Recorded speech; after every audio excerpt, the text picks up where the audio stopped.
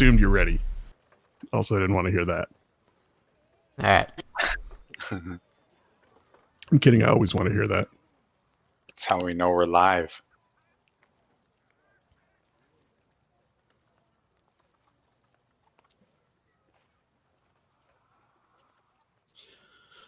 We ready? Yep. Yeah. Sorry. All right. So, in the last couple of sessions, the party and their allies completed their assault on Cragmaw Castle, defeating King Groll and his goblinoid forces, as well as the Black Spider's drow. Leaving the castle in the hands of Madrick and the remainder of the Red Brands, our party of adventurers, accompanied by Ulrich, Darren, the revealed drow Talronaz, and Gundren himself, travel back to Phandalin for a few days of downtime. At the end of last session, I believe we left off at camp.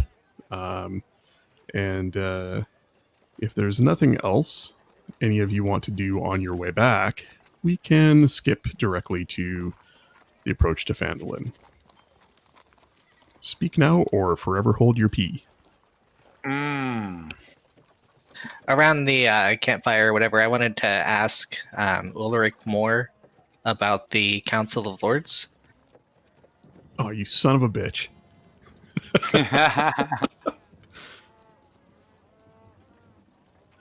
Sure. So that last night before you reach town, during some of the downtime that you find yourselves having, scribble. You sidle up to Ulrich, who is typically quiet as usual. I'm just thinking about the events that have gone on the past few days. He nods as you approach.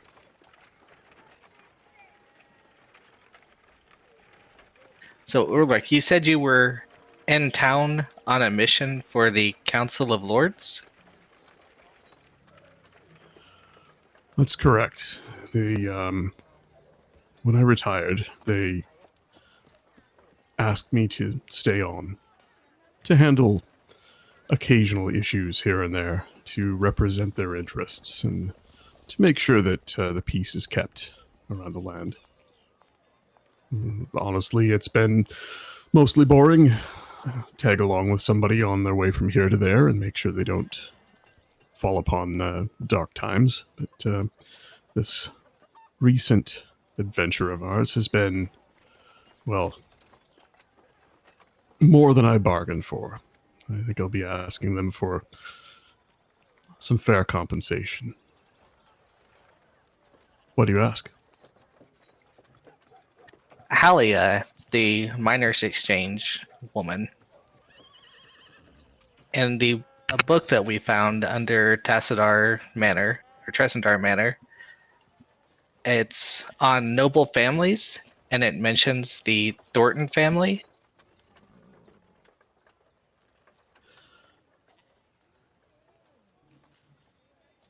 Do you know anything about her?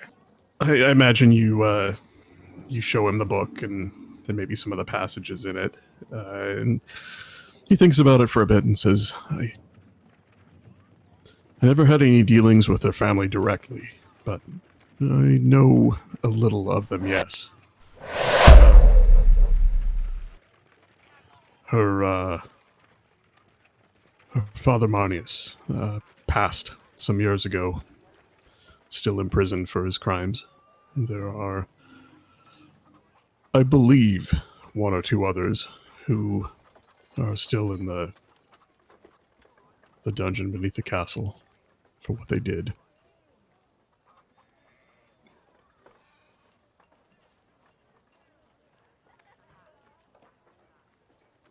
You mean the castle we were just at? No, Or... he means Dralmar. Oh, okay.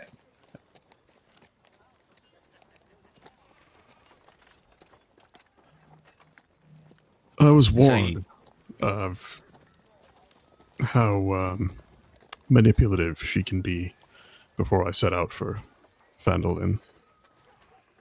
I don't know her personally, but others I know have dealt with her. And she is, well, someone to watch out for.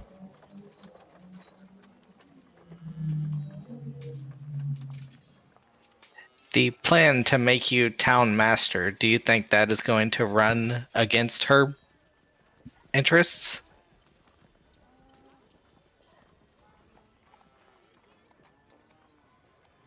I don't know.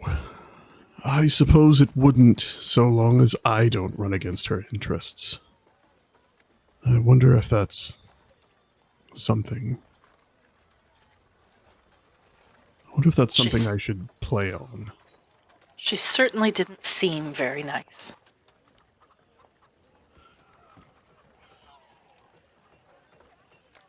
Well, look, I'm no politician, and I don't have much of a mind for administration. I'm a soldier and always have been. I can lead men, and I can fight. I don't intend on running the town for long. I have already sent one letter, and I will send another. I'm hoping that the Lord's Council sends a suitable replacement as soon as possible. I really don't want to be stuck behind a desk for long. But I will do what I can to help. It's only right after what we've seen. I'm more concerned with building a militia, defending the town. With the Red Brands gone, there is no one really left to deter others like them and perhaps greater evils from settling in the town.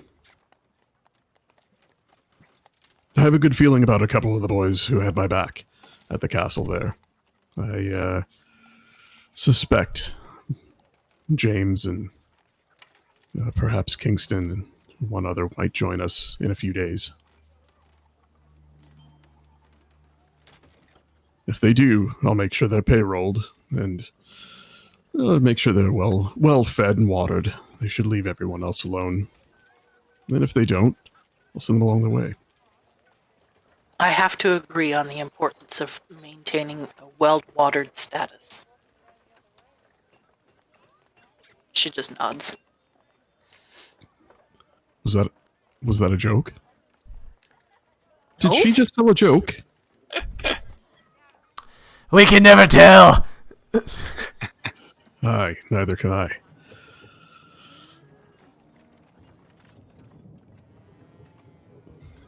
Scribble, I'm wondering if perhaps it wouldn't be wise for us to reach out to Halia.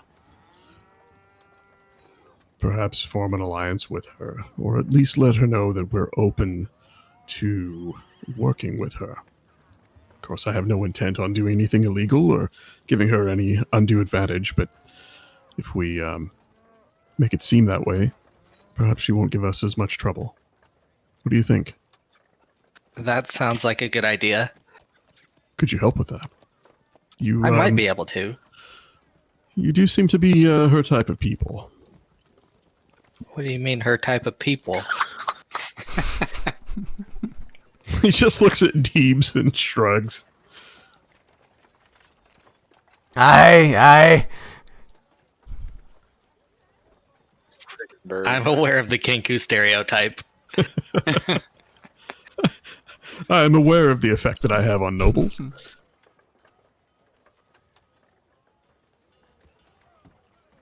Well, anything you can do to convince her that we are not her enemy, that I am willing to work with her, I think would help us at least in the short term. If you can, don't mention anything of a replacement.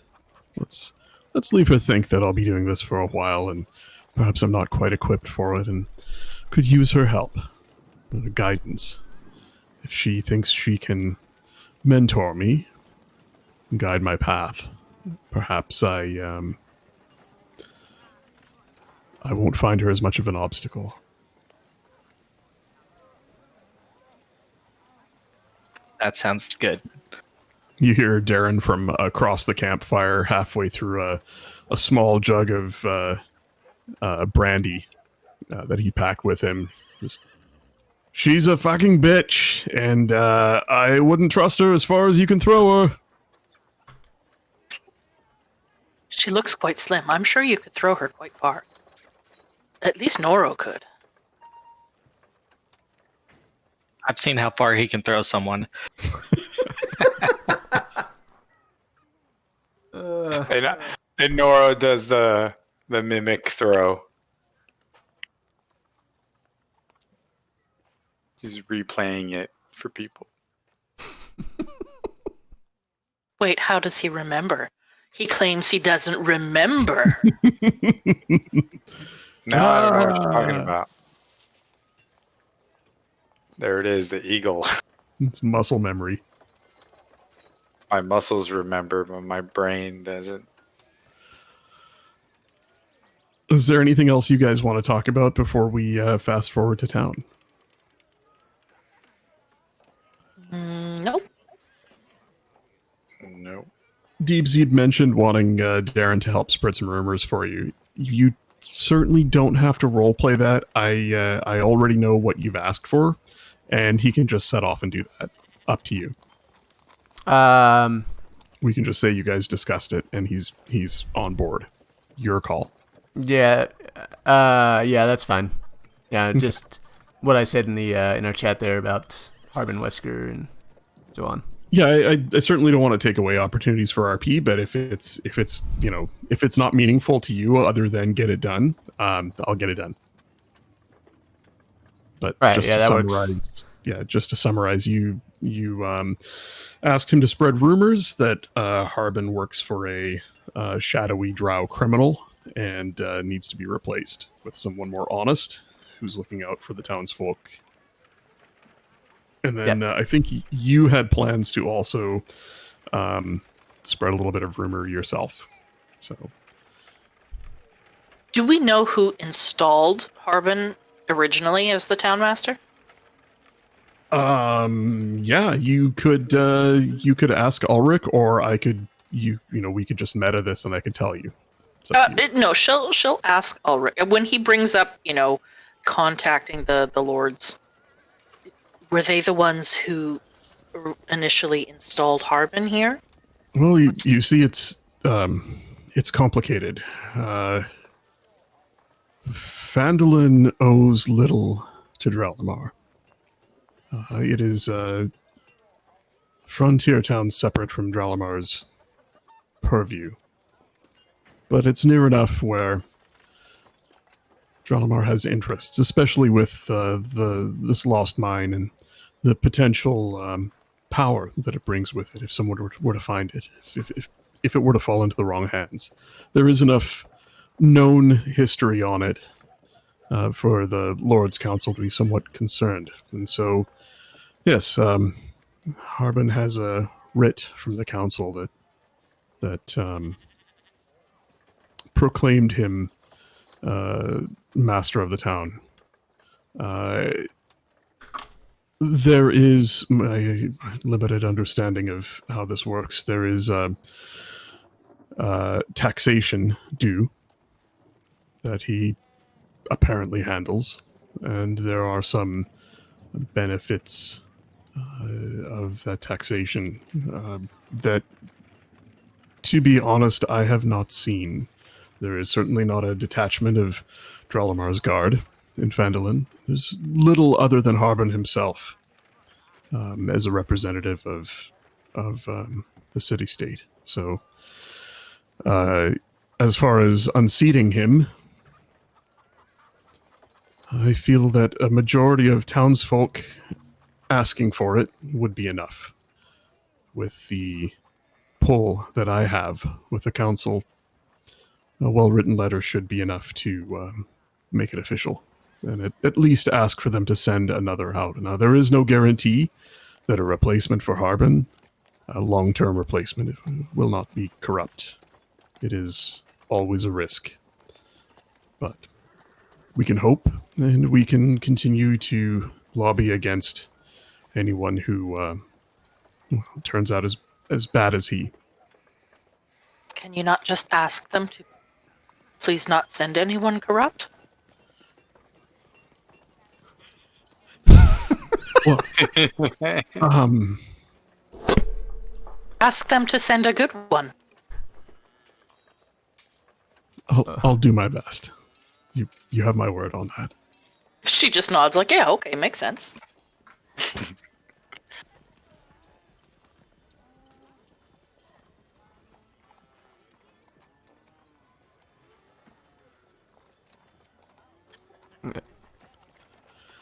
Ulrich lives there, Poker, in Phandalin, or he was just going there as the meeting point with us because they were sending supplies there, right?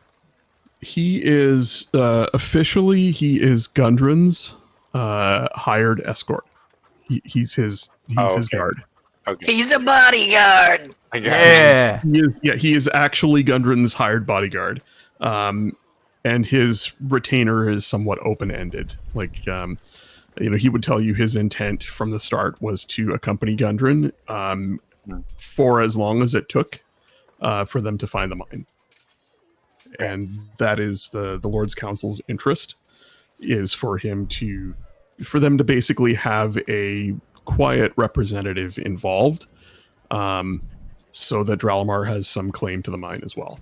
So that he can basically step in and perhaps open up a writ from the Lord's Council saying, Dralamar has interest in this mine, or, maybe call for, for them to send a military force if there's a problem or something. He hasn't really revealed that, but the point of his accompaniment is to basically represent Dralamar and their interest in the mine.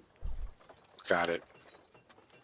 So for him to step away from that, and actually that's probably a good point. He would tell you all. Thinking about it, he says, there is something that bothers me, and it is that my original mission has me with Gundren the whole way. If I were to break from that and run the town for a time, somebody would need to continue on with him. Now, I trust you all, and I have... Well, he looks at Deebs and says, I have the papers necessary where one of you, a citizen of Dralamar, in good standing, could perhaps represent the city and their interests. But someone would need to accompany Gundren the rest of the way. So, I suppose what I'm saying is if I stay in Phandalin, you need to go with him, at least for a time. At least until things are sorted to where I can have others come out and replace me or replace you. Relieve. Sorry, I didn't mean replace. I meant relieve.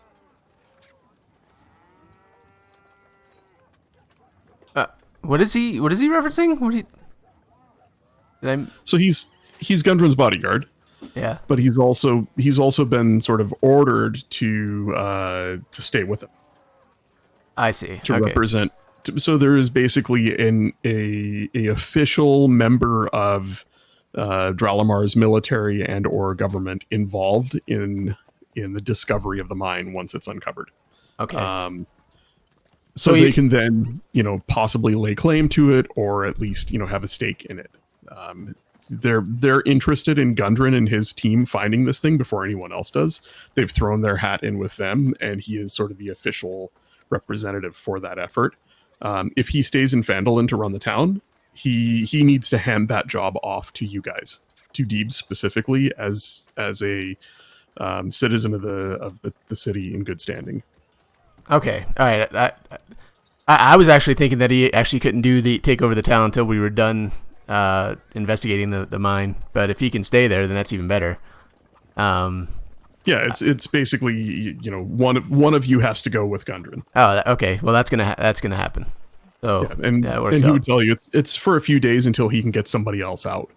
But communications and sending people out, it's 5 days back to the city. So yeah, I mean, this is our original plan anyway. This was the whole reason we came we're out here. So okay, works out. Got it. Is Scribble not a citizen in good standing? I feel like sub-citizen. I feel like we don't have to answer that question. I feel Fair like enough. The question answers itself. I feel like saying it out loud would be a little too on the nose. So Keep that nose sharp. if there's nothing else that that you guys want to do or talk about this evening, I can fast forward to the town. All right. I'm good. Don't feel like I'm rushing you. Like we're here for the experience, not to get shit done. So I just like to hang it out there so that there isn't too much awkward silence. I just wanted to ask the details of how they were captured, or at least from what he can remember, as we're heading to town.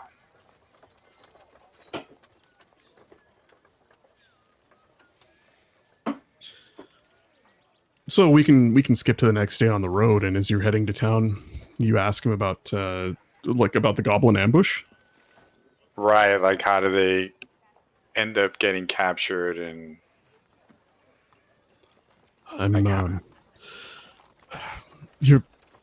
you're asking me to relive the embarrassment of my defeat. Well, very well. We were surprised. The goblins swarmed us, firing upon us with crossbows from the wood, and we dismounted and took cover. They'd strung ropes up across the way to keep us from running on horseback. We broke for the trees, and they swarmed us. There was 10 at least. I took down a handful, but strength in numbers. One of them got a good blow in and knocked me unconscious, and I woke up tied up, and they'd at that point already separated us.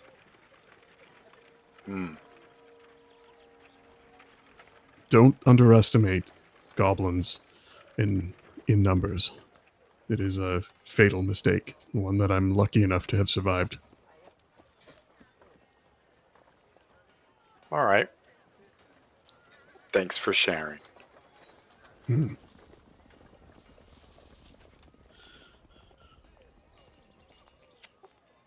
The I was going to say, Nora just ponders on about how the goblins did what they did.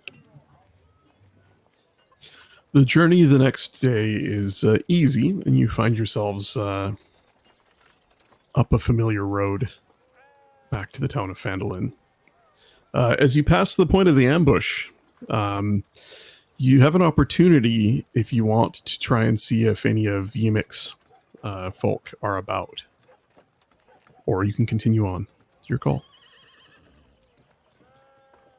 Do you want to talk to your friends, Deebs?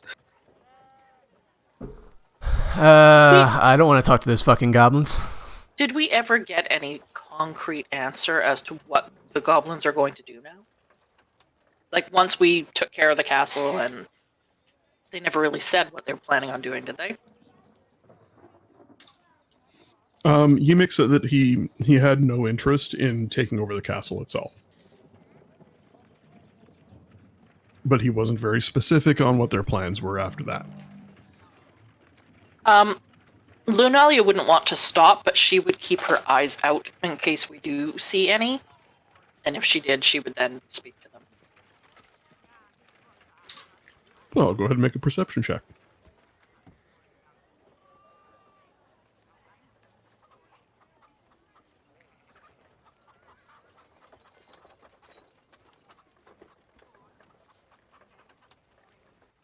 Nice.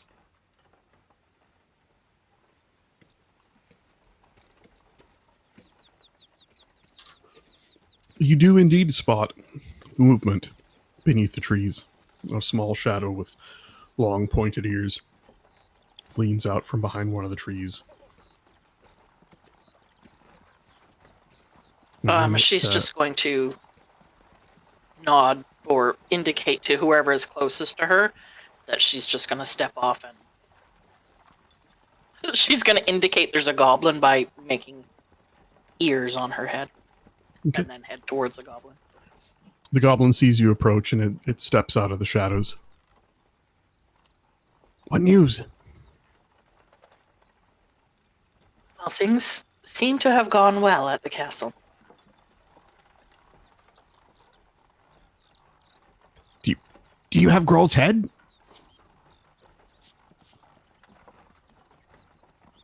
I don't remember. Nope. No, you don't. There Right, wasn't we a don't. head left. It was cinders. Right. I think that would be a little difficult.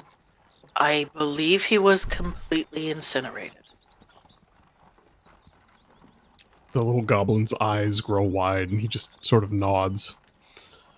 Do you know if any made it out? Any of our brothers?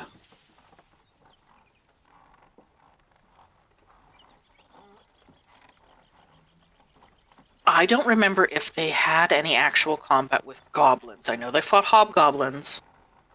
They did, Bugbears. and Ulrich told you that some of the goblins cut and ran when given the opportunity. I know that some who were stationed as lookouts were not at their posts, so I can only assume they left. And one of our members did say that some goblins cut and ran when the fighting started. So I believe some did escape.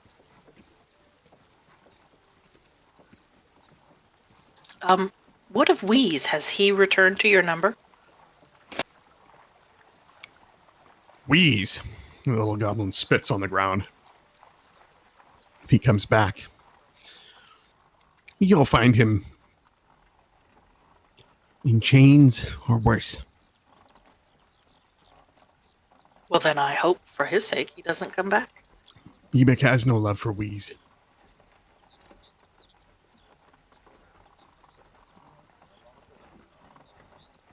I'll tell Yimik what you've told me.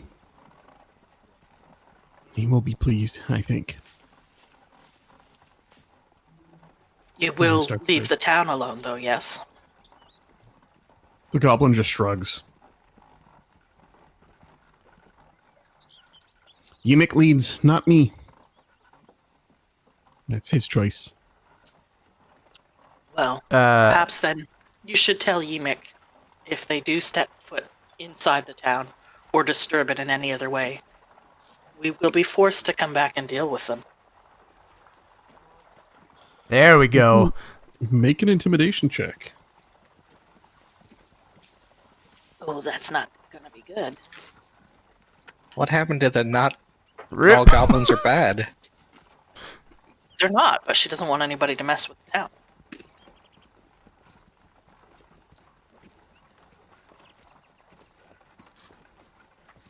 The goblin looks at you. He kind of looks past you at the rest of the group. And just his eyes narrow and he nods as he steps back into the shadows.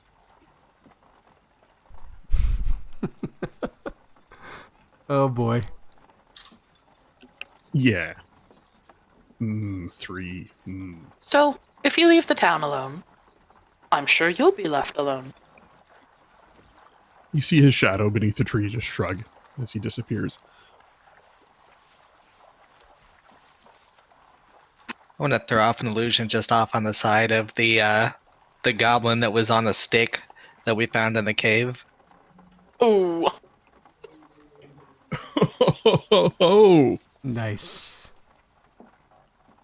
you're talking about the one back in like session 2 that you found that Clark had hung up. Yeah. The one I Alright. tried to pick up and couldn't lift.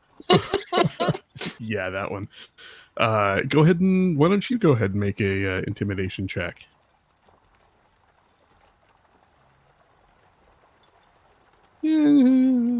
that's better than a 3. You do hear a surprised yelp as the image shimmers to life from somewhere in the trees, and then nothing. And so, as the party travels down the road, the morning sun climbs high in the sky. A stiff breeze carries on it a hint of fresh ocean air from far to the west as the sun warms the foothills on this clear spring day. And as you come over the last rise in the road leading up to town, a shadow crosses the late morning sun for just a second. As you all shield your eyes with your hands and look up, you see wings spread wide, a long serpentine tail trailing behind them, as what appears to be the shadow of a dragon circles, dips, and then rises again in the skies above the town. You hear the sound of townsfolk beneath it. A din of voices, a shout here and there. Whistles. Laughter? As you come over the rise and you see the town, you see a large number of people crowded about the town commons in the distance. Figures moving on the grass nearby. One of them bouncing up and down, its feet leaving the ground 2-3 feet as it is lifted up and then dropped back down. You begin to rush closer, and the dragon's shadow dips close. Sunlight streams through its what now you see cloth form, revealing a rainbow-skinned dragon kite that, as it rises back up into the air, nearly lifts a small halfling off the ground entirely. Big ass kite. I was worried there for a moment. Doesn't look There's- quite like the one we saw. The town is a bustle. As you can see now, a small farmer's market has popped up in the commons. There are children running and playing on the town green nearby, and there is a diminutive halfling man barely keeping the large dragon kite under control as the winds buffet its wings and it threatens to rip him into the sky by the ropes he hangs onto. You see tables set up around the commons where local farmers have brought in crates of potatoes and beets, squash, spinach, asparagus, onions, rhubarb, leafy greens, mushrooms. And the majority of the townsfolk are out and about this morning, greeting each other on the streets as they pass and exchanging bounties from their spring harvests, what little there is. And you find yourselves here in Phandalin once again. What would you like to do? I have a question, Poker.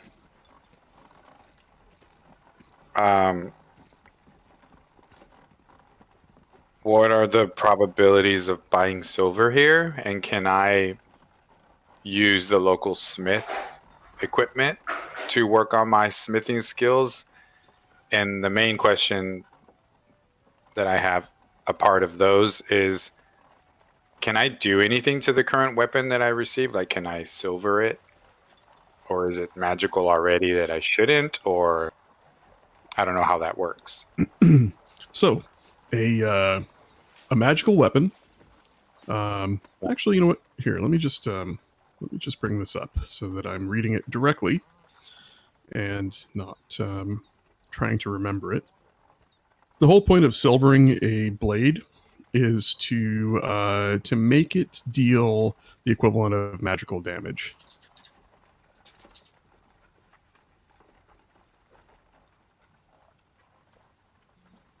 Looking over that on the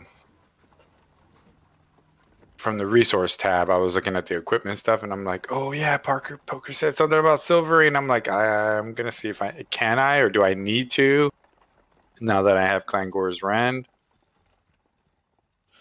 Yeah, I think my answer to you is going to be that you don't need to. Okay. But give me just a second here, and I'll look it up. Okay. Is he allowed to modify a magical weapon? Typically, no. You could maybe add something to it, but you can't really modify a weapon that's already been enchanted. Typically break the enchantment. Yeah. You definitely can't try and do anything to it with just common smith's tools. You could perhaps layer an additional enchantment on top of it. Well, I mean, like, he would be able to, like, change the hilt to customize it or to himself or anything like that.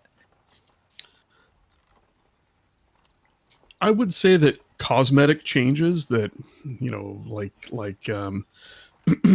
changing the hilt, maybe, yeah, you might get away with that. I mean, we did it in our home campaign with a highly enchanted blade. That was different. The basket hilts on those were an addition. Yeah, but it was just a cosmetic change. Yeah, what I'm saying though is the hilts were added after the weapons were created and enchanted. Hmm. They were basically just pinned on. So the blade is magic. Yeah. I mean, substantially the whole weapon is, but if there is something that's been added to it after it was enchanted, you could remove it. Or you could add something to it in addition, but you couldn't change the underlying weapon. Like if you wanted to put a big jewel in the pommel, could you do that? Sure. I don't want to spend a lot of time on it, so sure. As long as the weapon doesn't change substantially, but you could not serrate the blade, you could not shorten the blade or reshape it or anything like that. So silvered weapons, Hummer. Some monsters that have immunity or resistance to non-magical weapons are susceptible to silver weapons, so cautious adventurers invest extra coin to plate their weapons with silver. There is no point mechanically in silvering a magic weapon.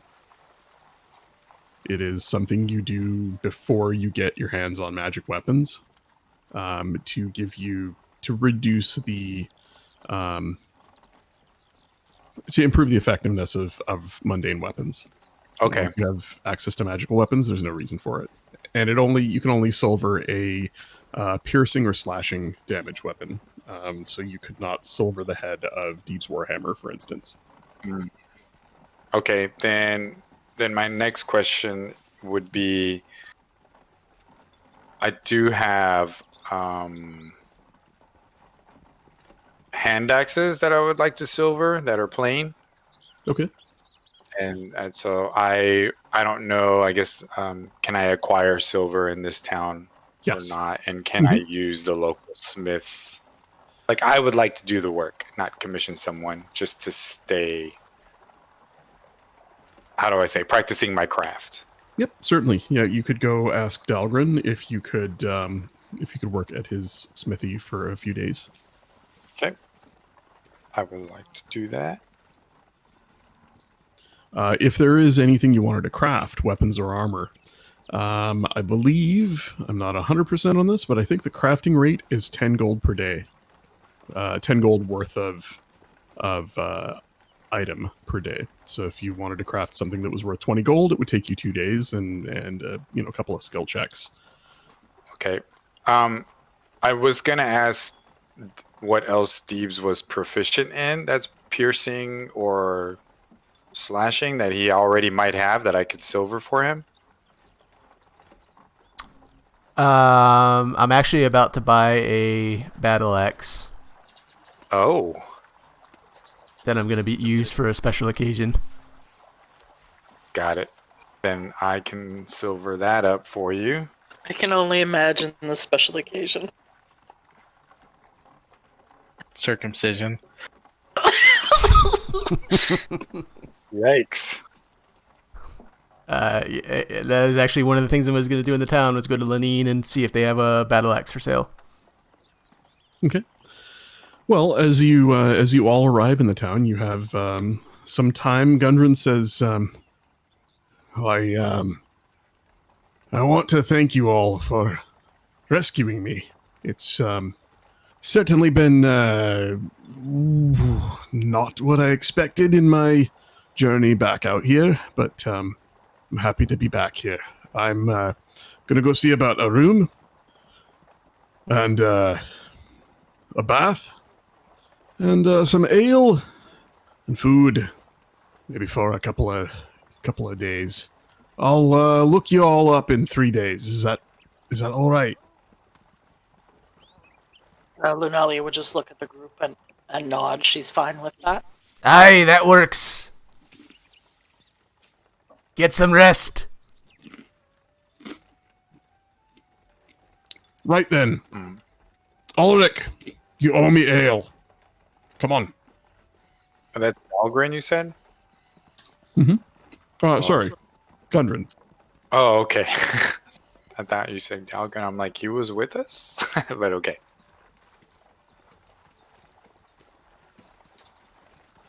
Darren smiles and nods and says, it's been a pleasure working with you all. I have a little work to do for our friend Deebs here. I'll suppose I'll see you around town. I give him a little nod in thanks. Lunalia does the same. You blow him a kiss, Deebs. Stop copying me, Lunalia.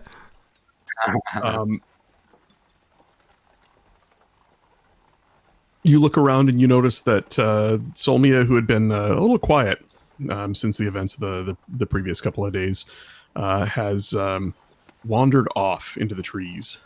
And Talranez, your drow companion, has he's beginning to look around nervously. His disguise is back up. His skin is a normal, peachy complexion of a half elf. He just says, I think I'm going to go back to the manor. If you need me, I'll be in the crypts. I'm not comfortable out here. Not after all that's happened. Mine's that Nothic up there. Right. Well, there's another way in, and besides, I'm sure all the torches have burned low, and it's terribly dark under there, which isn't a problem for me, but some of you may find that unsettling. What's the other way in? Through the ruins. Front. Oh, okay. I thought it was like another secret passage. He says, I'll make sure that the ruins are safe to enter. There shouldn't be any lookouts there left over. The Red Brands thoroughly disbanded or went with you when we left. If you come looking for me and I'm gone, don't worry. But don't wait for me either. This may be where we part ways. Lunalia's just looking at Solmia. Oh, so Solmia's, you'd see her off in the distance walking towards the tree. Oh, she'd be looking at the distance that she's walking towards then.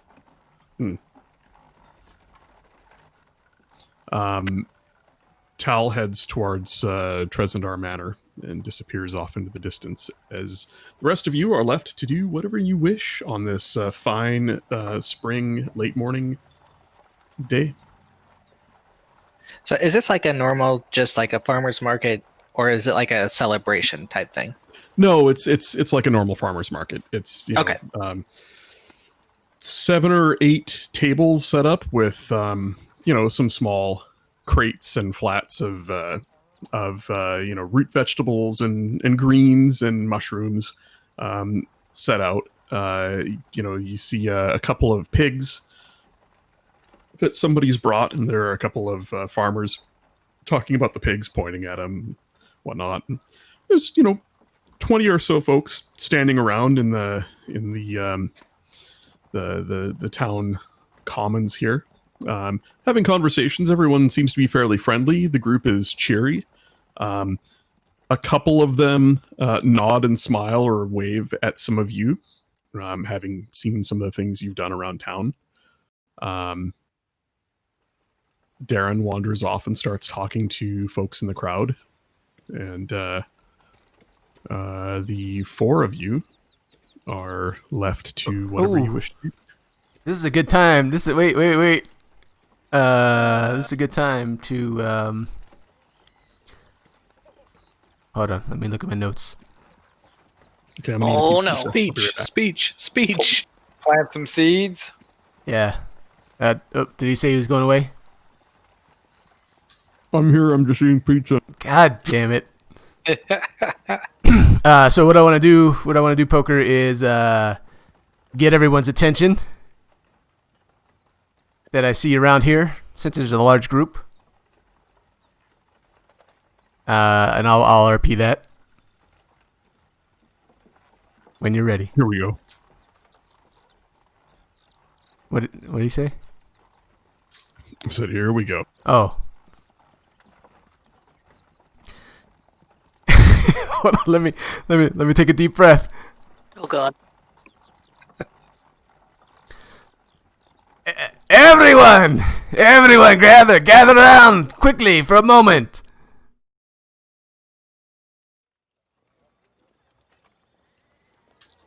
Are they You hear, gathering around poker? Yeah, sorry, I was trying to get rid of my pizza. You hear a couple of shouts and a bustle of voices that sort of hush down. And you hear somebody in the back. Oh, who's that? Oh, dwarf's talking. Oh, what's he got to say? The folks start to crowd around. Oh, I know him. Oh, I saw him kick some red brand asses earlier. Aye. Hello, everyone. My name is Deebs Darkbeard. I just wanted to let you all know that the red brand will no longer be an issue in the town. What? What? What's he mean by that? What do you mean by that? We've taken care of the red brand, and they will no longer be an issue. I'd also have a possible plan in motion to have a town militia assist with the town. Red brands are gone. Red brands are gone. Oh, you see Elmar in the crowd, nodding and whispering to a few folks around him. Do you need me to make any kind of rolls while I'm saying this? Yeah, go ahead and make a persuasion check. You hear from within the crowd, "Oi, a militia, that's a good idea. Without the red brands, we're defenseless." Oh no. And Deebs, you get an inspiration die. It is a D8 that you get to keep it for the next 10 minutes, and you can add it to any one roll. Oh. Yeah, you clearly see Darren in the crowd doing voices and shouting, and half of those shouts were him. Oh, awesome. All right, so add D8 to that, you said? Yep. Are you trying to also like get volunteers to join this militia to start? Actually, that's a good idea. I would use that die. For a total of 8. All right, let's see if Darren can help you. Oh man. Pew. Oh yeah. Oh, You hear he got a 24 on his persuasion check. You hear a couple more hush whispers among the crowd, and another clear voice shouts out, "Militia's a good idea. We should see what he's got to say." "Oh, I've got something to... Shut up! Listen to the dwarf. Dwarf's talking." The crowd hushes down again. If anyone is interested in joining this militia, please let me know, and we'll go from there. But I mainly just want to let you all know that the red brand again will no longer be harassing you in this town. That is all I wanted to say.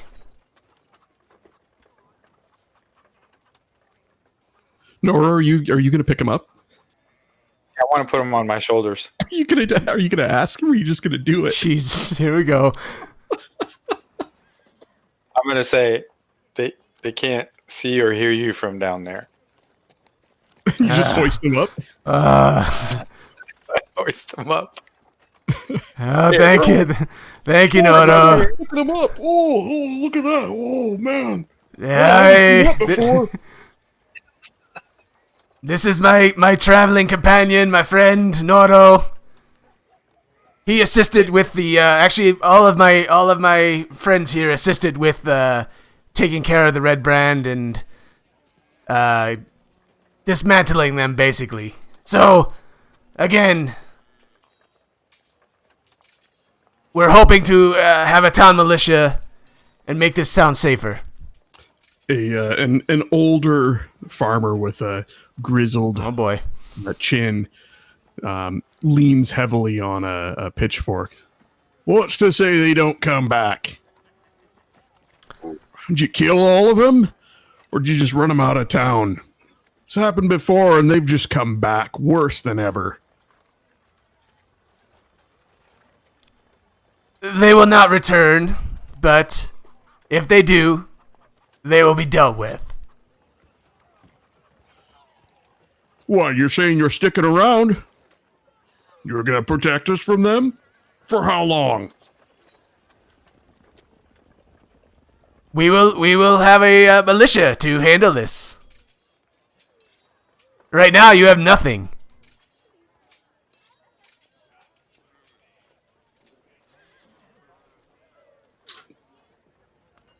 Oh, he's got a fair point. We'll see what happens.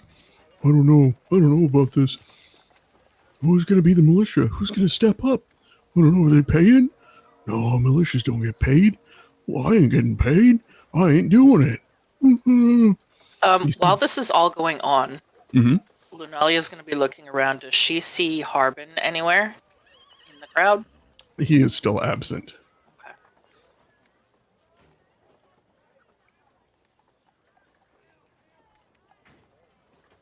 Darren steps forward from the crowd. And you can see that he has. He certainly hasn't had enough time to go home and change, but he appears to be wearing his usual farmer's attire, sleeves rolled up, dirt smeared across his shirt, pretty much as you saw him when you first met him. Looks like he's been out in the field all morning. And he says, "These are fine folk. You should listen to what they have to say. I'm with them. I've seen them fight, and I've, frankly, recently I've fought beside them. They're honest, and they're good people. And they mean the best for this town." And he is going to roll persuasion.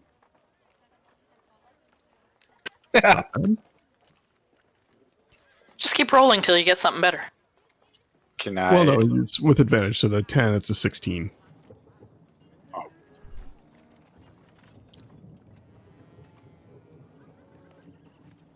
It's not great, but not terrible. And he takes a couple steps forward and says, "I'll join your militia. Doesn't matter how much it pays. I guess I'm out of retirement. Oh. Who's with me? Come on, anyone here who can swing a sword. It doesn't take much. All you have to do is care about your neighbor and be willing to pick up a sword and defend him."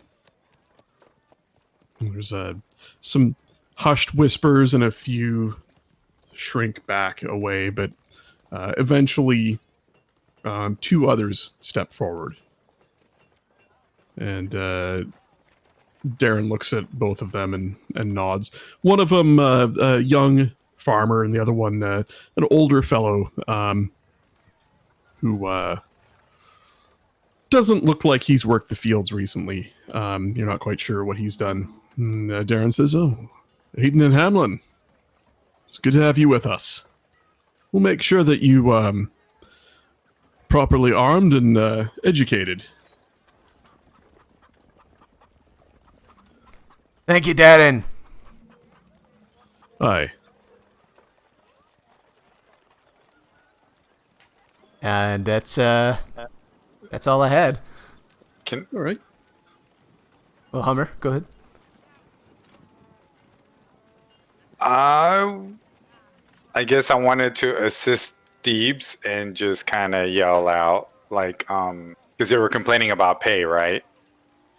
So I wanted to do a persuasion on the crowd about, like, isn't a prosperous life, worth more than a miserable life? and that the militia, it takes the militia to have the prosperous life versus what they obviously remember what the Red Brands were doing to the town, right? It's obviously miserable. So I want to use that as a tactic. Go ahead and make a persuasion check.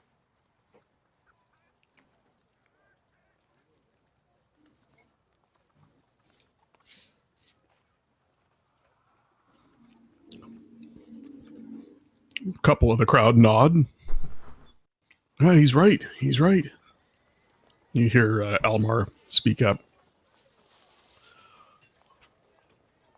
I have a feeling that we'll prosper with the Red Brands gone.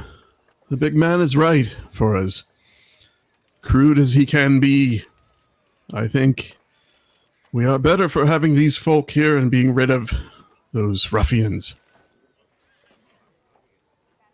Huzzah! And a few others cheer. Yes.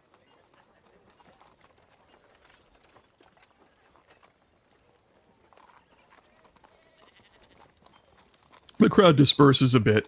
Darren takes the two that stepped forward aside, and you can see them talking, and then they walk off towards the inn where Ulrich was.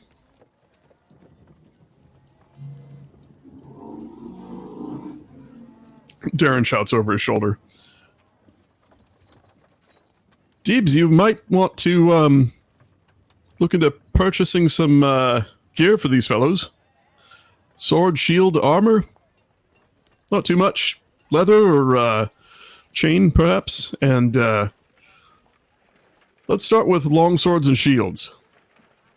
Nothing too fancy. Nice. Deep stepped away, by the way. He has his headset on. Well, then he heard me. Rip Deeps is gold.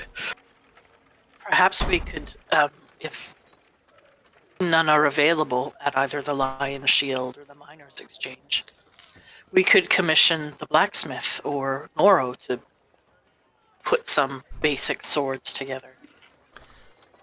Yes. I'm here. I can help, however, if we need to purchase or if they're going to be made. Either way.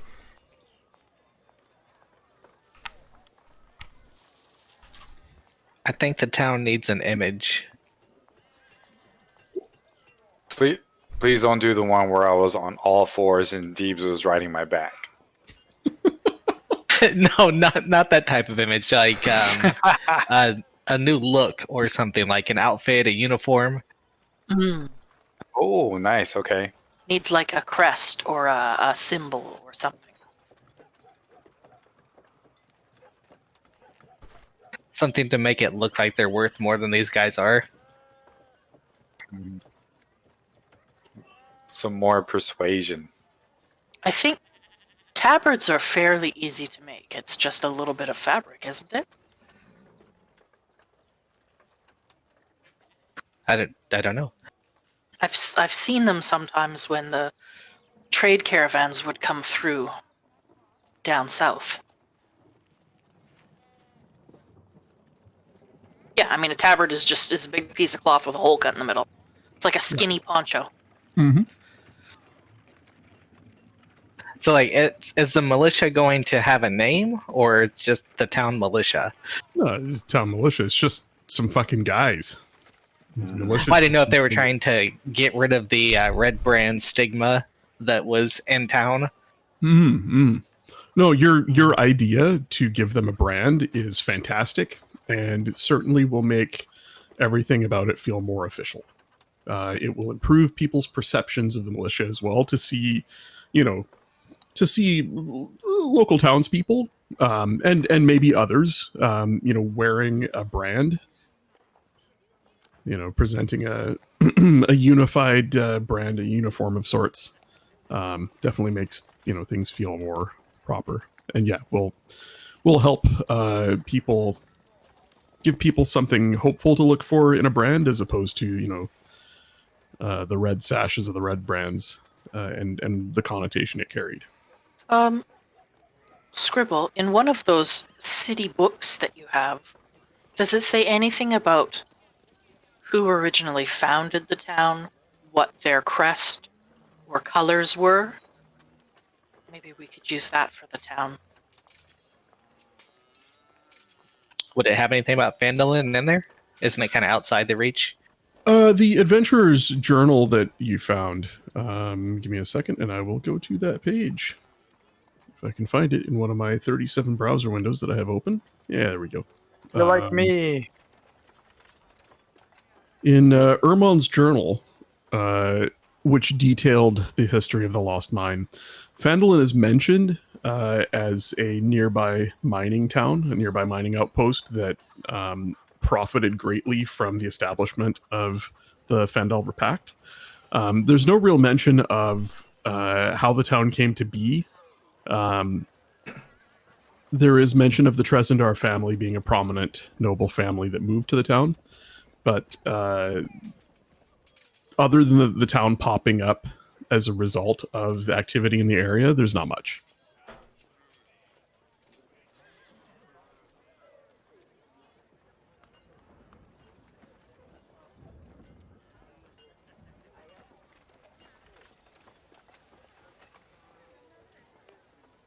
So I guess that's kind of directed towards Deebs, like his idea of the militia. Like, do you have any idea of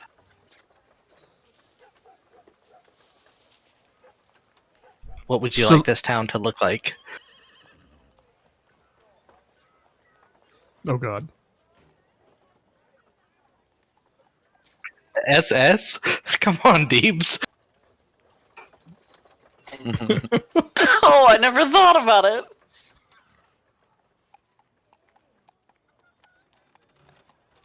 Oops, I was muted. I was muted on the stream, I mean. I like your idea of branding, but yeah, let me think about that. Or do we want to think of a militia name as a party? I don't think the militia needs a name, personally. Yeah, I mean, I was just thinking of just a town militia in general because they have nothing right now, so anything is better. Yeah, we can think of what it looks like throughout the week or something. Yeah. When you give them their armor or whatever. Oh yeah, and I'll purchase whatever's needed. Poker, just tell me costs. Yeah, so well,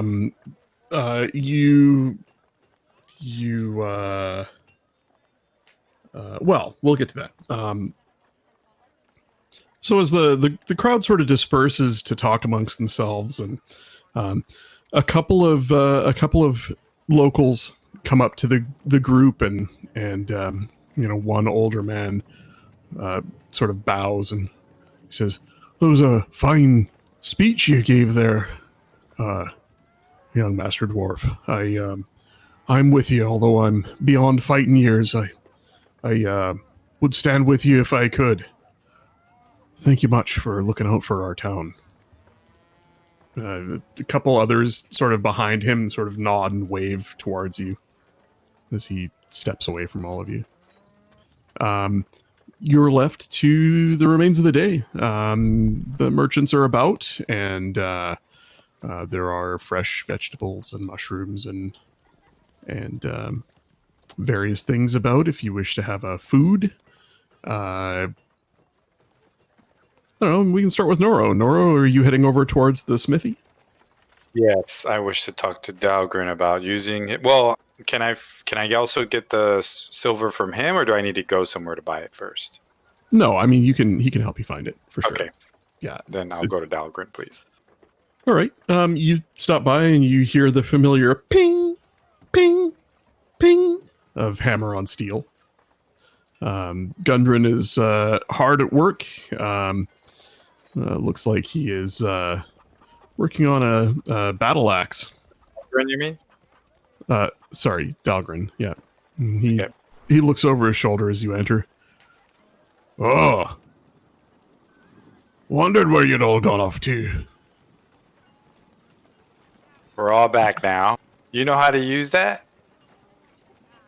He picks up the unfinished head of the battle axe in tongs. Used to.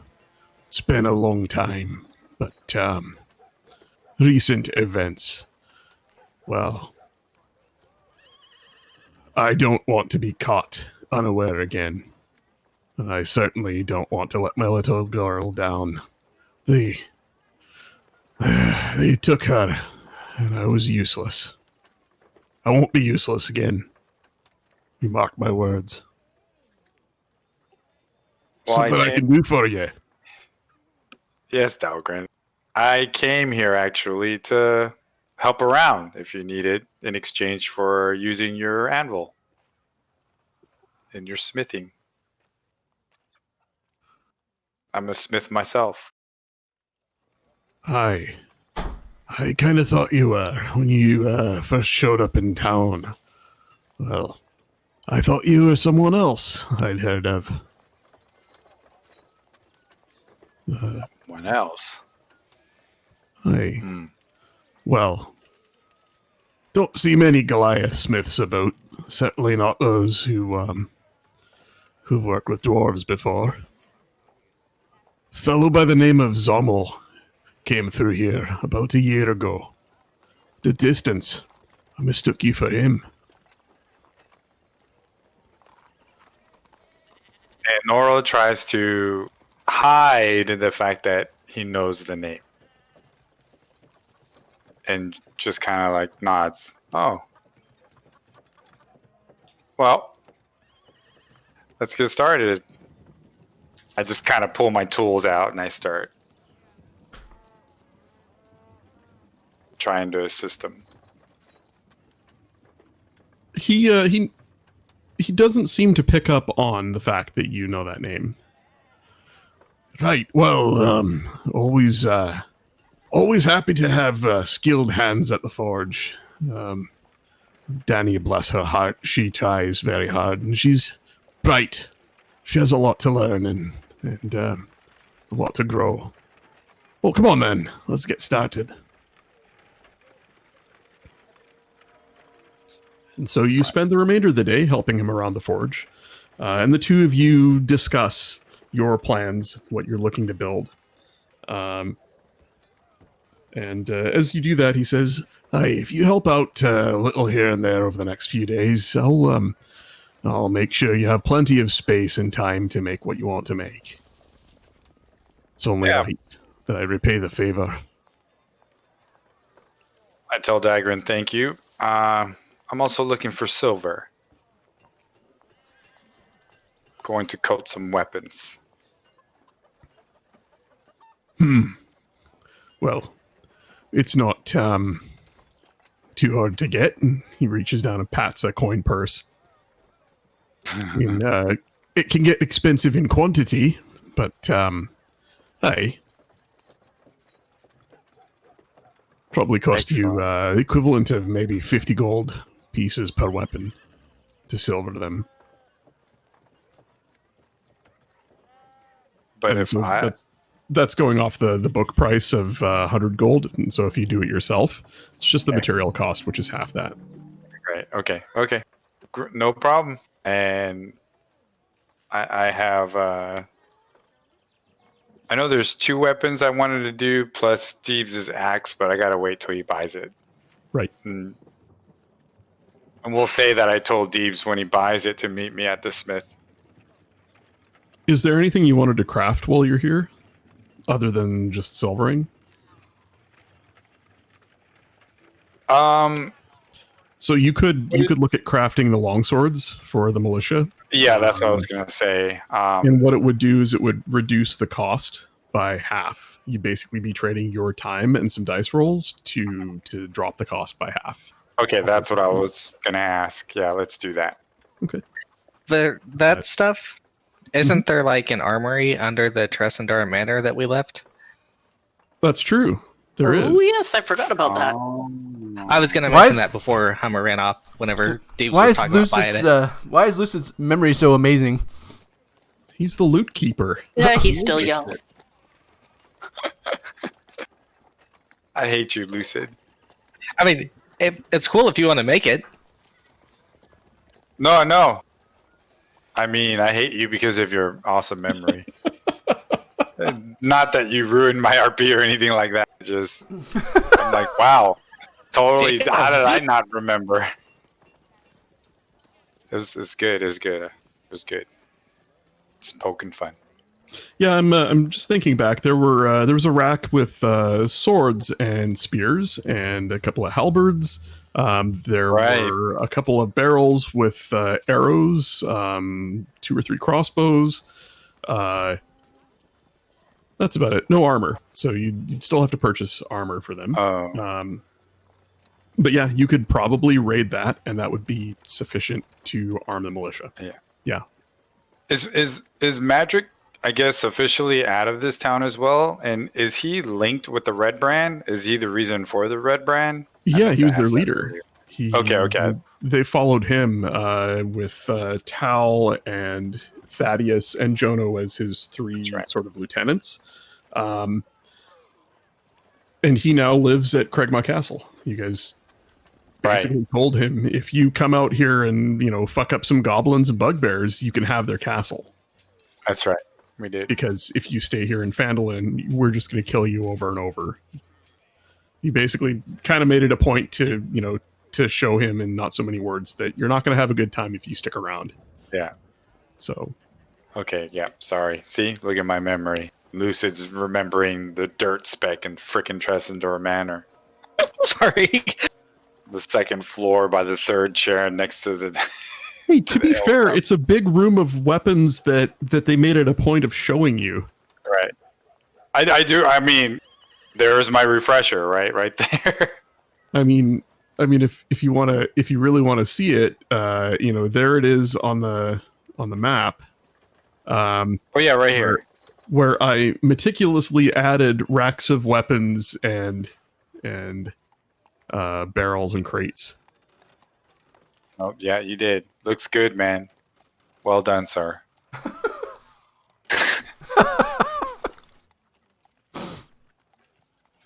And back to the town map. Okay. Man, that map looks good. So the town, or no, the one you made. I know, man. That yeah, dude, is just ridiculous. I need to import some new textures because there are some limitations. But that took under 2 hours to make. Once I'd figure out how to use the tool. It's pretty good, man. Yeah, it's like stupidly easy to use. Plus, I mean, you export to JPEG, right? So if there's something that the editor can't do, you just export it and then put it in a drawing app and just draw on top of it.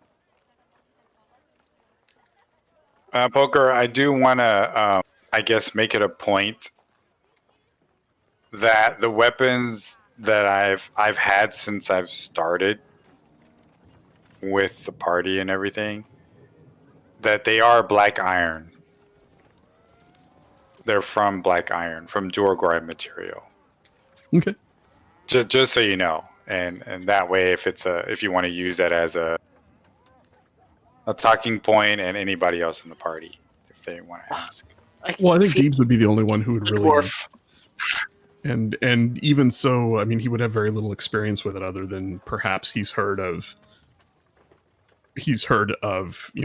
from when he was a child, childhood stories about, Durgar's weapons being of a dark color, dark like their hearts. Saw my mother get cut down by a blade as dark as that. Yeah, like that. He'd really... Dahlgren doesn't really seem to take notice. Okay. Not that I'm trying to flash him. Dahlgren is also not from here. He's from another land. Not too far away, but across the water. And perhaps has not dealt with Durgar. But it doesn't seem to bother him, or at least he doesn't say anything about it. Okay. And the name that he mentioned, you said Zamul? Z-A-M? Z-A-U-M-U-L. Z-A-M? U-L. You know that name. Hummer, you gave me that name. I did, but it's supposed to be with a T. What? A T. A T where? How do you spell it? Just replace the Z with a T. How is that? Okay. If you look at my notes on my page, it's like I have it on there. And where it says enemies. Page. I'm sorry, on Noro, Red Rage. Yeah, hang on. Yeah, no, I got it from. Did So I send it? Is I it probably messaged. Taumel or Tommel? Yes. Taumel? What's the easiest way? I don't know. You tell me. It's your character. You tell me what his name is. But you're the DM. You make up the rules. No, I'm Nope. just kidding. It's Tamu. Tamu. Tamul? Tamu. Yeah. Tamul. Cool. Well, there you go. That's what he said. Okay, that's what I thought. Okay, I'm just gonna make a note here. Check. And you said that's on your. There we go. Yeah, it's on your notes My page. notes page for enemies. Well, you don't have to tell the party that he's your enemy. Wait, they can see this? No, but You they just, Oh. you just said it. He double whoops. Oh my god. Oh, amazing. I was just trying to help you find it. Oh boy. Hummer. Now I'm gonna go ahead and add to that list the DM.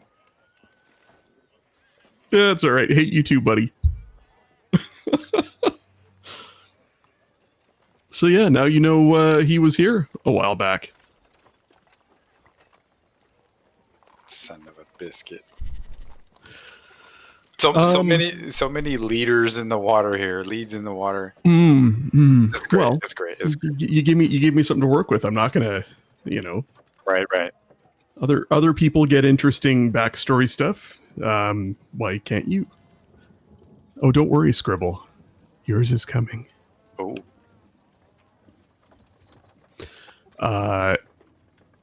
Deebs, Ah, did you have some shopping to do? I want to go to Lenine's, the Lion Shield Custer. Okay. Does anybody else want to go with him? Just so we can knock it out quick. Yeah, I would go too. Okay. Noro, I'm assuming you're doing your time at the smithy. Lunalia? Lunalia is going to stay near the town green and the market. Okay. All Well then, Deebs and Scribble are off to the Lion Shield Coster. You find the front door open, the windows freshly cleaned and nice and clean. The floor is swept, the shelves sparkling. The same somewhat bare shelves in places, indicating the lack of recent lack of issues with the issues with her supply chain recently. And Lenine is behind the counter. She smiles as the two of you enter the shop. You can see on the counter in front of her, there's a large, old leather-bound tome that's open to a page about halfway in. Lenine, it's good to see you up and about. Hello, my friends. So good to see you again. I owe you my thanks many times over. I hope never to be in that situation again, and I am doing my best to learn to defend myself. She closes the large tome and slides it to the side. Some old studies I'd fallen behind on. Can I do a quick check to see if I can see what that tome is? Yeah. What would that be? I don't know, a perception check for both of you guys if you wanted.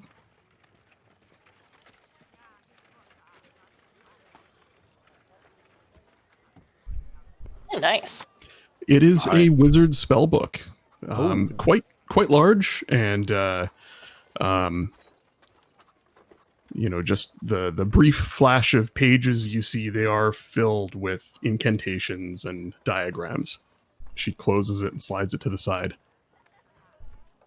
So I hear rumor that our friends the Red Brands have been dealt with. Tell me, did you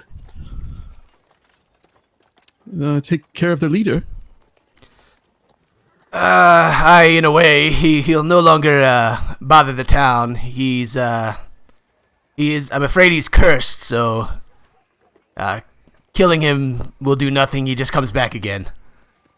We may work on that, but Basically, he won't be bothering the town. The red brands are gone.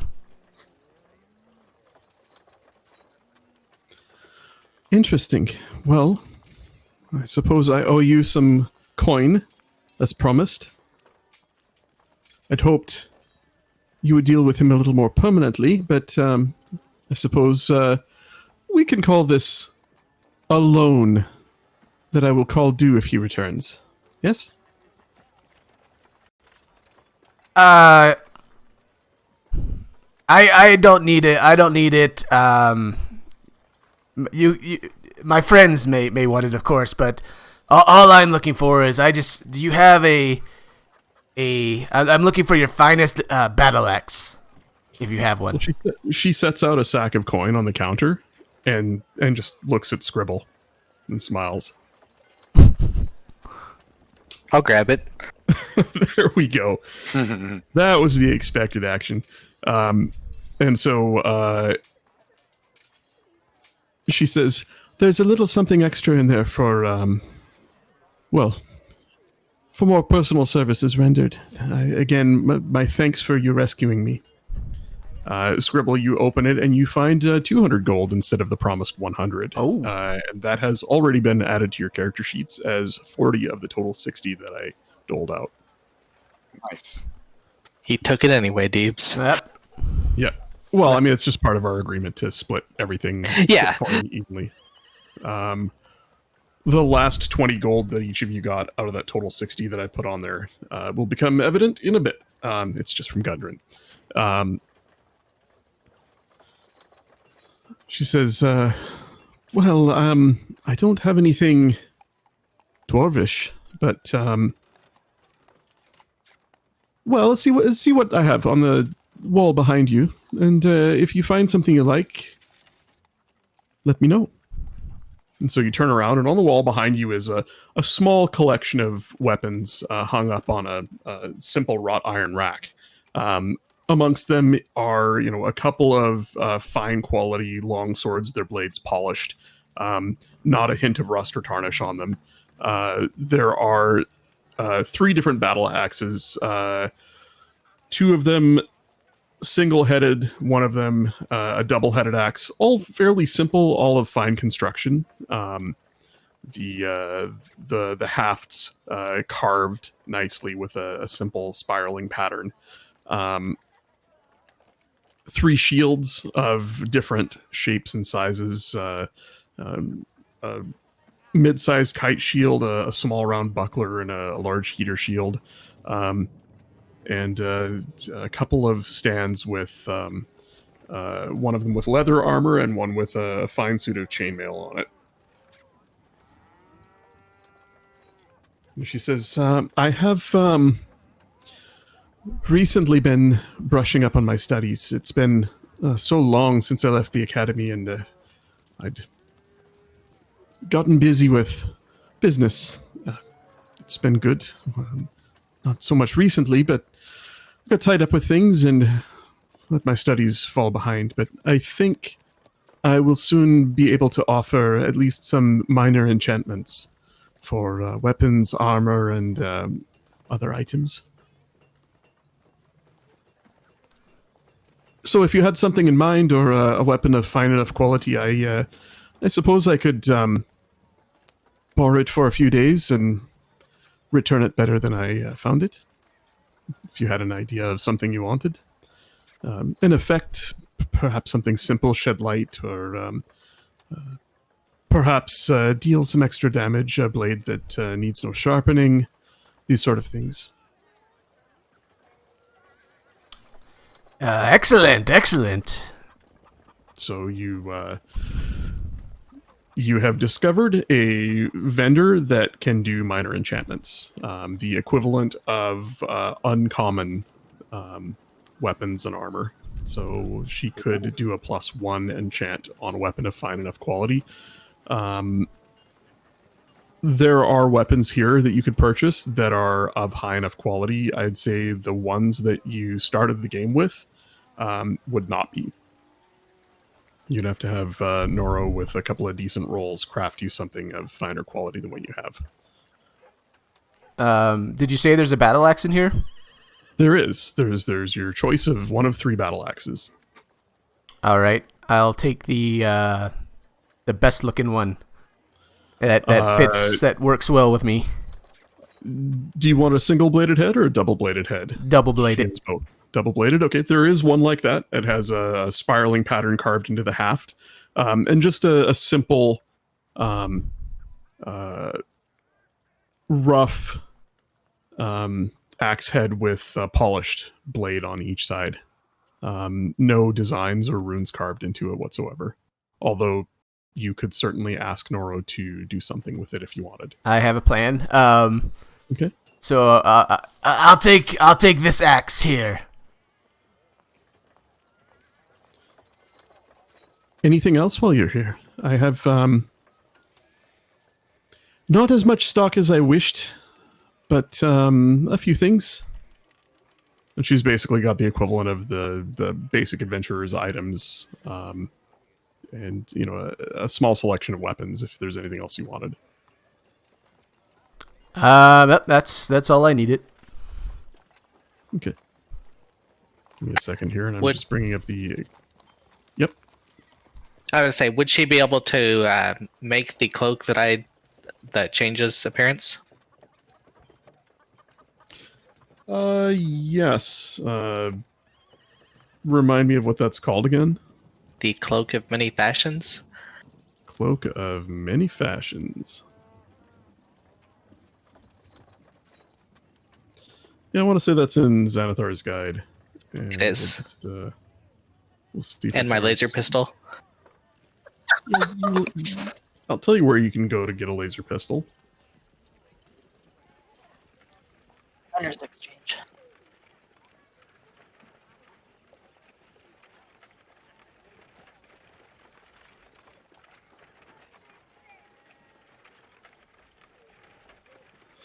Why, oh why am I having such a hard time finding magic items in Xanathar's guide? Oh my god, I'm going to have to use the table of contents.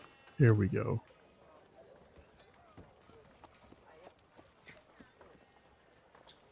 It says page 137, if you look it up on D&D Beyond.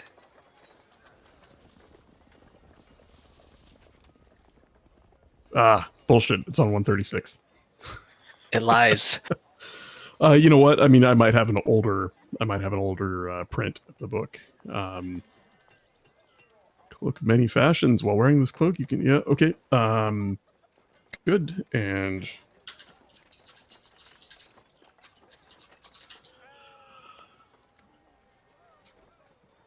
she listens to what you describe, and she says, "I think,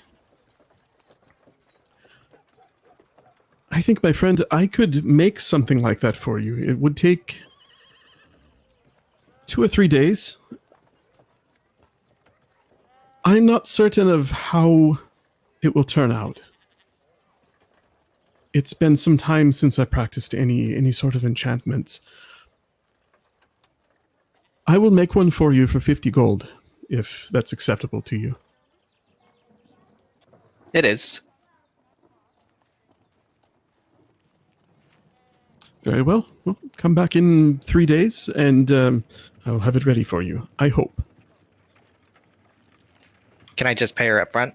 So go All ahead right. and mark off 50 gold. Mr. Deeb's Darkbeard, your axe costs you a total of 10 gold pieces. Damn.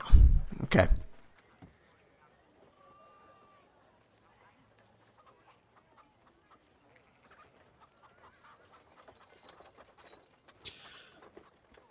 As you guys are settling up your bills, she says, "If you have some time, I'm still looking for help with my missing shipments and and the people I'd hired to. Perhaps they're not needed anymore, but I certainly would like to find out what happened to them."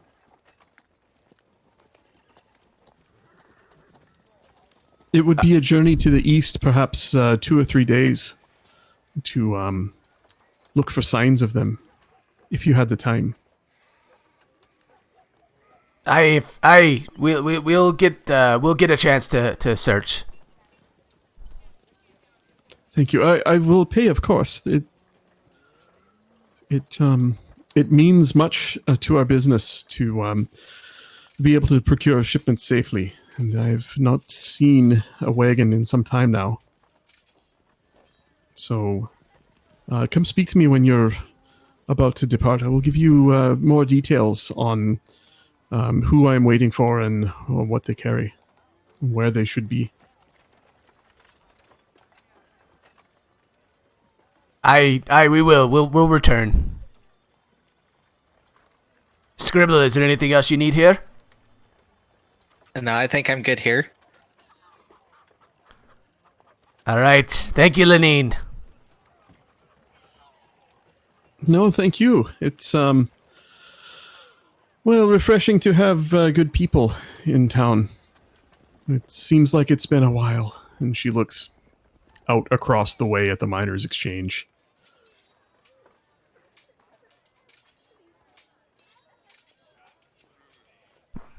I give her a little knowing nod. I'm just going to turn around and ask her how long the Miners Exchange has been around. Or how long Hallie has been running it. She's been here certainly longer than me. I think since the very early days. Elmar has he was one of the early settlers here as well. The Coster opened up shop once the town grew to a certain size, and we thought we could offer some finer things for people. Although it doesn't look like it now, when we are fully stocked, we carry quite a few things that, Halia herself has visited a few times for some finer items that she was not able to buy elsewhere. If that tells Does you the anything town about have the enough quality we customers for 3 shops?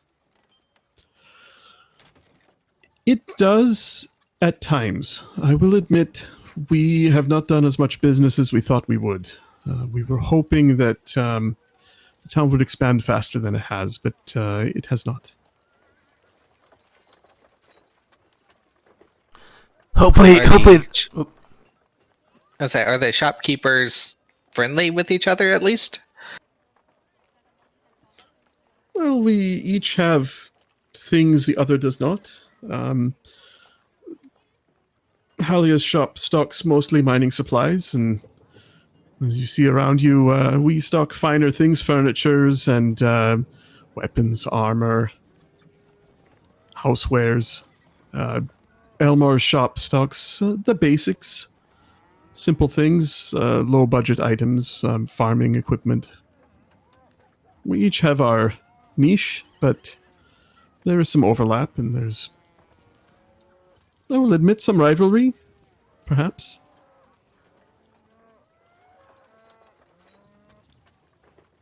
The Lion Shield has been accused of moving into small towns and muscling out competition, but I assure you I have no such goals. And I think each of us has something different we offer. Different enough? Maybe not. Perhaps Elmar will come work with us in the future. Yes, they are definitely Walmart. That's what I was just wondering. German Walmart. Walmart. Walmart. Yeah, Walmart. German Walmart.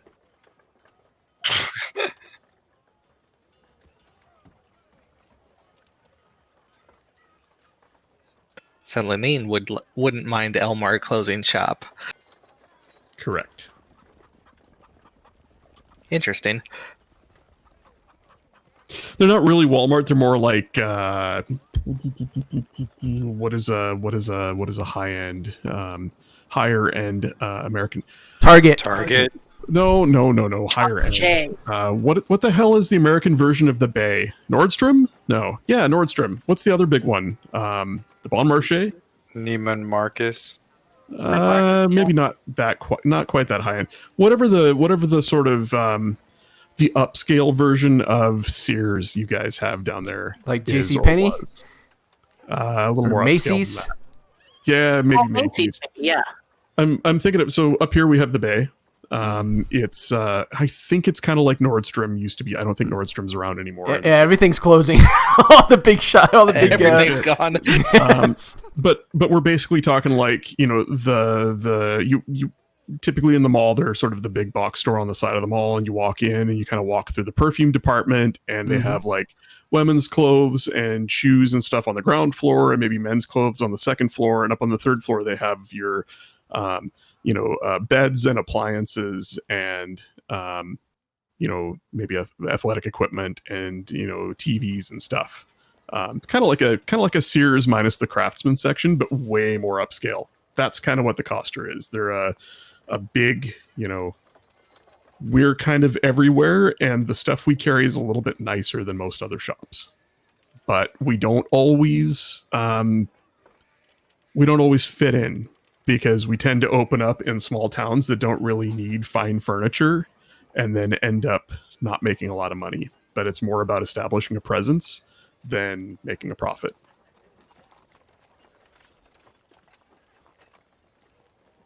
And that's kind of what they're all about. They're a big mercantile company. So the the guards that she hired or whatever that are missing wouldn't have come from Phandalin, probably. No, they would have come from either Ansburg, where their main supply chain comes from, or one of the larger towns around Ansburg to the east. And they would have come out specifically to defend the Coster and maybe go, take out the red brands. Although I think she mentioned it was only 3 or 4 people.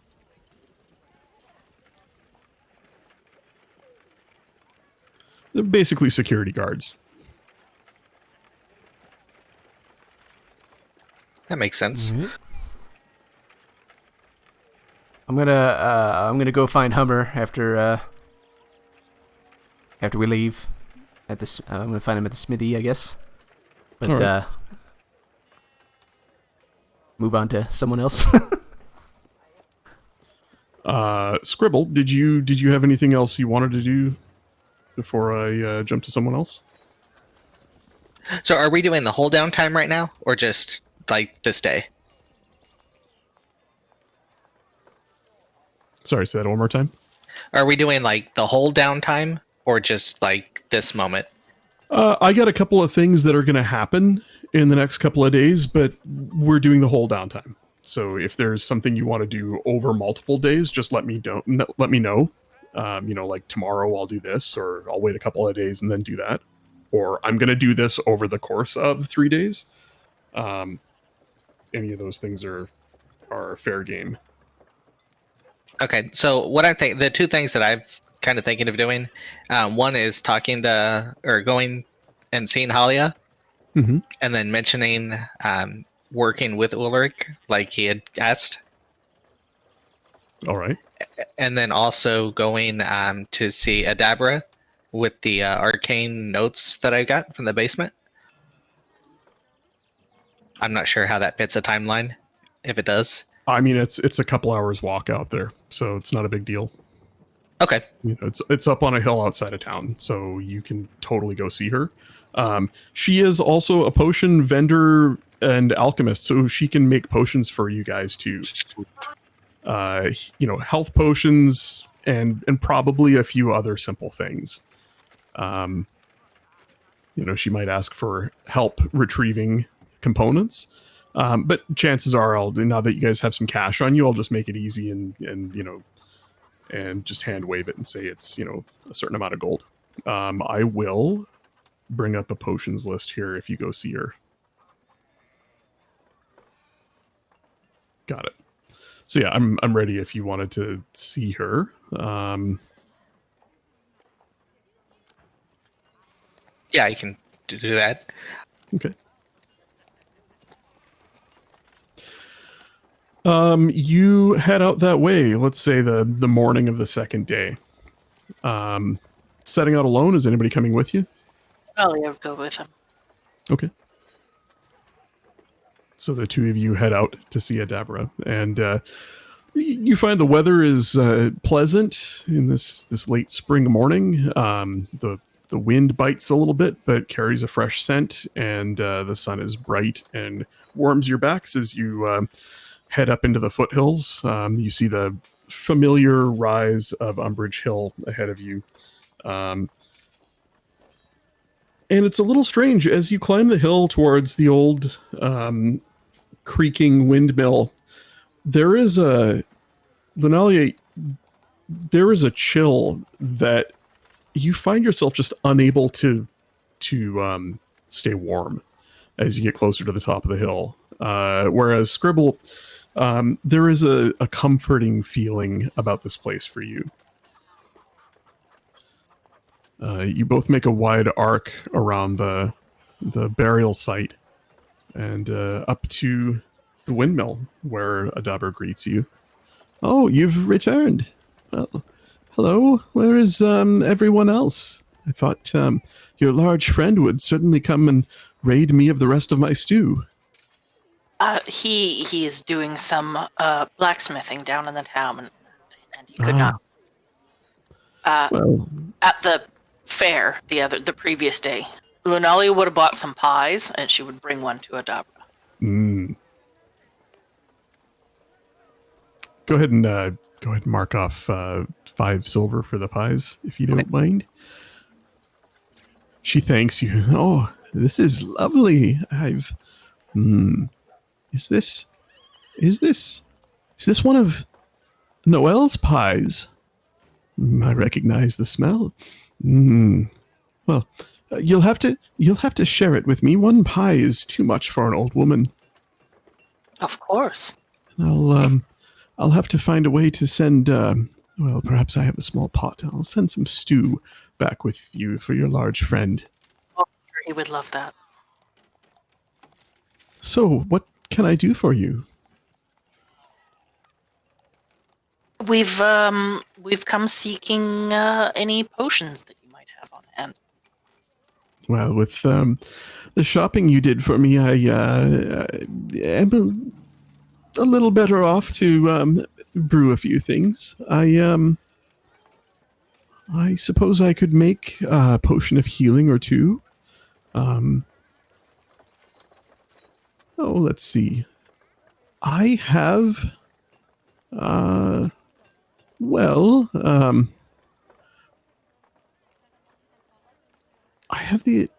think I have the ingredients to make a potion of giant strength. If it interests you, it would be. It would cost roughly 100 gold to make, and just a couple days. Oh, that sounds good. She looks at Scribble because she doesn't know if that sounds good or not. I don't know what it does. That's what I'm looking to see. Yeah, same. 100 gold, I think, is probably fine. A potion of giant, be a potion of hill giant strength. It would increase. Whoever drinks it would gain a strength of 21 for a period of an hour. Now your strength changes to 21. Correct. Wow. So the equivalent damage bonus would be +5. Ooh.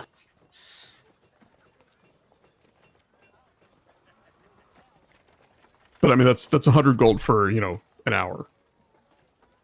Mm-hmm. I'm not sure we need that right now. No? Oh, okay. Do you happen to have any herbs or teas that might help with sleep? Like you did for our friends previously. Why, yes, I could put something together. Who was it for? It was for our other companion, Solmia. I had to really watch that I didn't say Somalia. Wow. See? Some pirates. No. It's not C. It's you did this. You did this to us. Thank you. Yes, I would certainly put something together for her. No charge at all. I feel so sorry for her. A troubled soul is. There is a place for her in my heart. I hope the gift I gave her has helped a little. I could also perhaps make you a potion of climbing.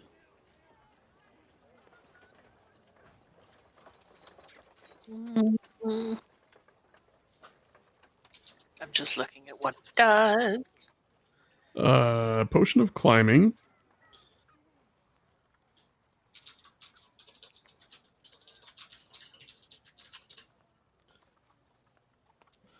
When you drink this potion, you gain a climbing speed equal to your walking speed for 1 hour. During this time, you have advantage on athletics checks to climb.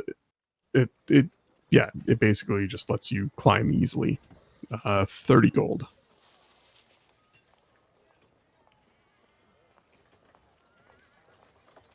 I don't need it for myself, but maybe for one of the others. I've seen you climb before. Well, maybe I'm a pretty good climber as it is, but in other forms it's much easier. Perhaps I will take it for Deeps.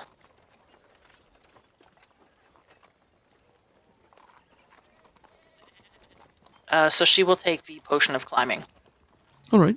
She says, I hope you're all right with returning to visit me in a couple of days. It will take some time to make it.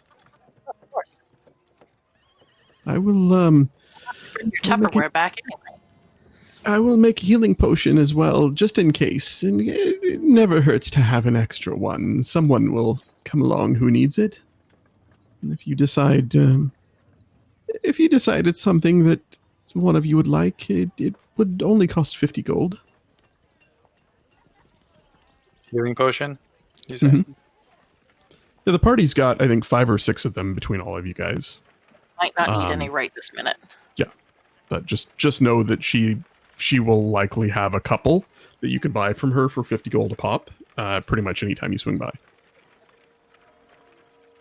I'm not there right now, but Yeah, but you could have asked them to look for something for you, and potion wise. yeah, I was gonna say if they have a, what do they call the potion that I was interested in? Antitoxin. Oh yeah, you know what? Hang on a sec.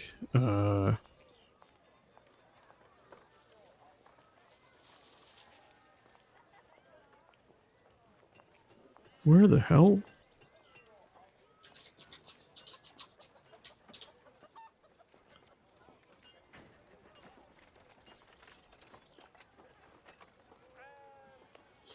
Yes, she would have those available. They are 50 gold each. A creature that drinks this vial of liquid gains advantage on saves against poison for 1 hour. I don't know why that's not in this list. I think it's not considering it a potion. No, I have a feeling it's probably in the. It is. It's in the other adventuring gear list, but she would certainly have it. Yeah. In fact, it's something you could probably buy from the Lion Shield as well. So, Hummer, if you wanted to use that as an opportunity to go see Lenine, you could do that.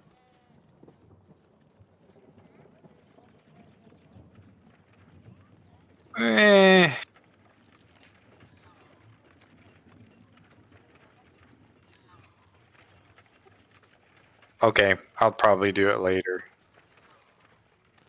Okay. I mean, you have time during the day, right? Like, even if you spend all day at the forge, you certainly could just wander over there and buy something.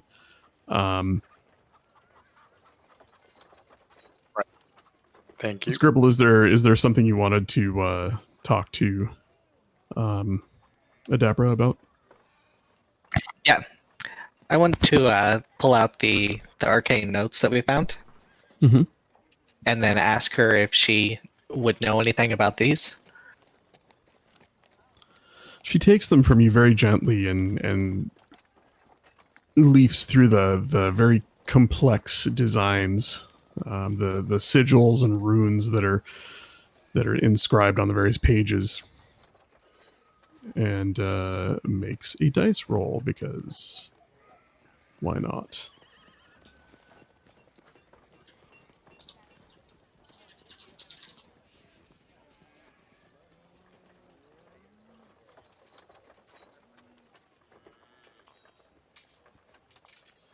These are strange and very complex. If I read them correctly, they are an attempt to understand a ward of some sort, a very powerful one. And there are signs of some dark magic here, blood magic specifically. Tell me, who wrote these? I don't know who wrote them, but we encountered a wizard under Tressendar Manor, and these were in his room. I only know of two. And it was some time ago. A fellow by the name of Paramon and his apprentice, whose name slips my mind. He was a quiet fellow, kept to himself mostly. They came by a few times for various things, a tincture or potion or some such. Did this come from one of them? We've never met this Paramon. We've read about him. And I believe we did meet his apprentice.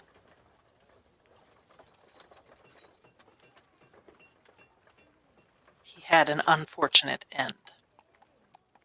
Oh dear. He threw a fireball at us. Oh dear. Well, from what I can see here, he was dabbling in dark things.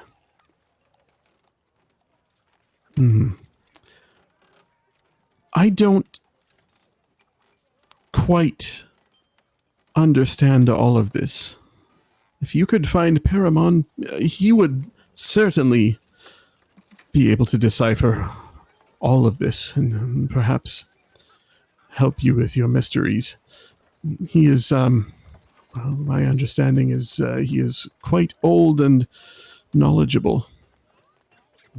Certainly have heard of him before I met him. He has a reputation in these parts. Any idea where we would find him?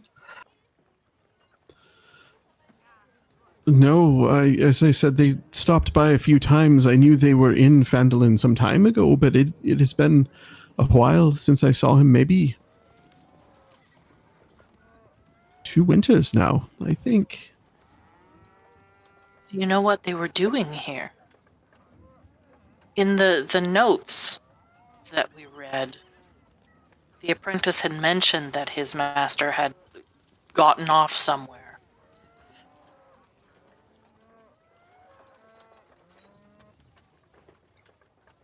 You just cut out halfway through your sentence and went quiet for me. Oh. Can you hear me now? Yep. Yeah, the notes indicated that he wandered off somewhere.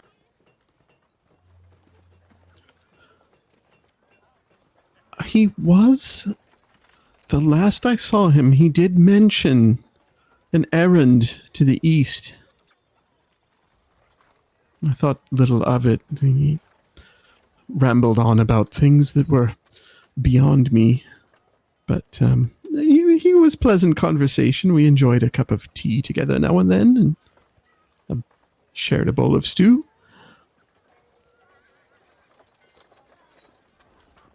I would imagine, yes, to the east. He said he'd only be a few days, but I never saw him after that. I do miss his occasional visits. If you find him, do send him my way.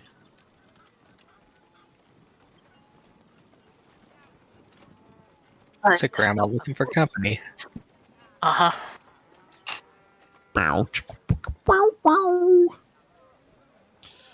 feel like if Somia were here, she would have something to say.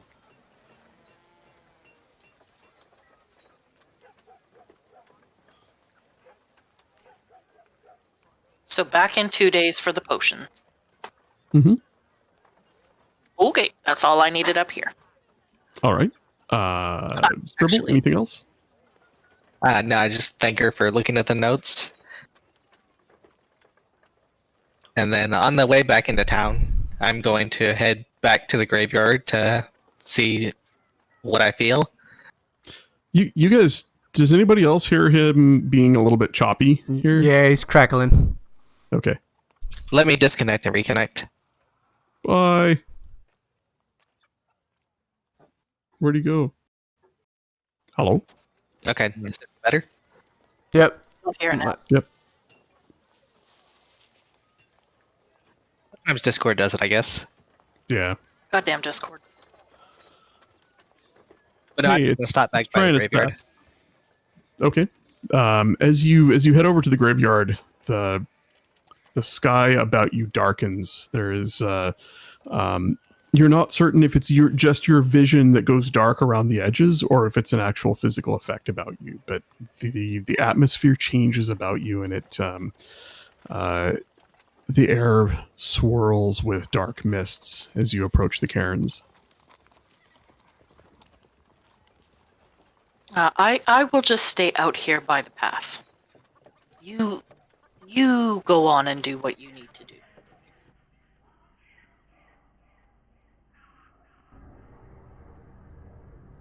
Uh-oh.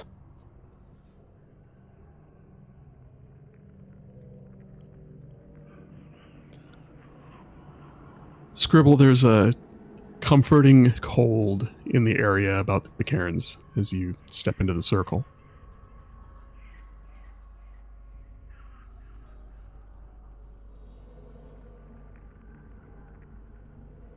I don't have a voice changer ready, so... That's fine. But I highly doubt the Wraith would just talk to you. What do you do? I'm just going to sit there for a minute and kind of meditate. Okay. Linelia, you watch from a distance, and you can see Scribble just sort of shut down and bow his head. You begin to see tendrils of inky darkness, thin at first, that thicken. They flow from the stone cairns towards him. And you can see a faint outline around the Kenku of a shadowy figure, larger than him. And there's a dark power in it that you can almost feel even from a distance. She's gonna call out to him, not like in warning, but just Scribble? Is everything okay? Her voice comes to you muffled and very, very distant, Scribble. As the shadows swirl around you, your eyes slowly open, and you see around you a different landscape, one very, very foreign. Purple-black clouds swirl in the skies above. The ground underfoot is gray, devoid of color. The air about you transmits sound differently. There's a muted rumble underlying everything. And as you shuffle a bit in place, even the sound of your feet moving against the ground is strangely choked and muffled.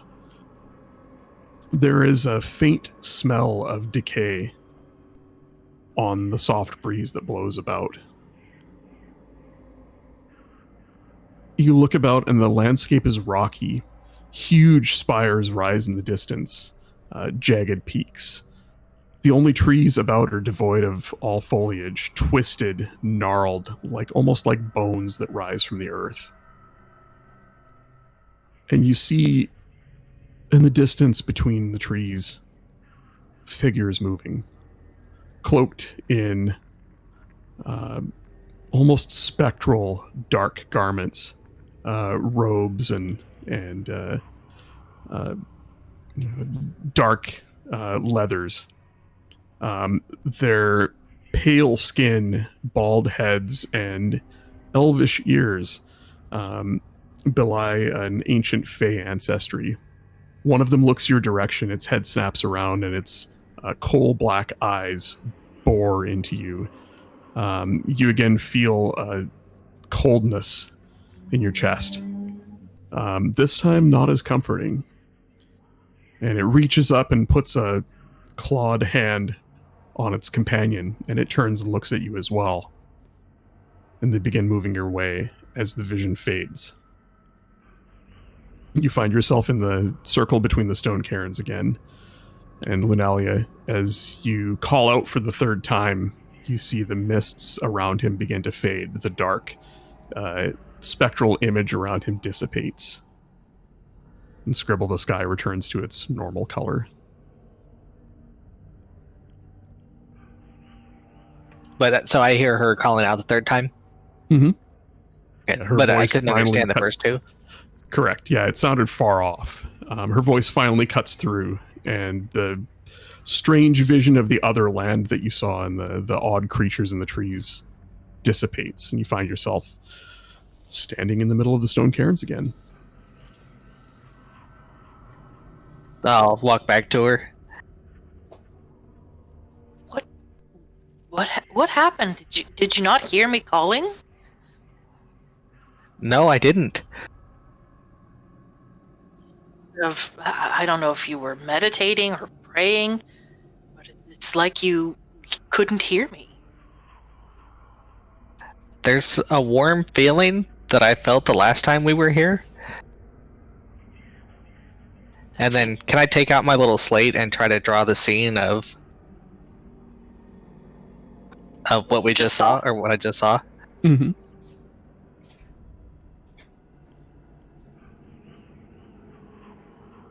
Lunalia, the creatures that he sketches out on his slate, while monochromatic, and actually, Scribble, they were monochromatic. You really only saw shades of gray in that place. The only real color came from the swirling clouds above. They have a distinctly elvish look to them. There's something not quite right about them, but there is a Fey ancestry there. They look almost like elves. This is what you saw while meditating? Yes. It was a vision, or did you actually see them? It felt real?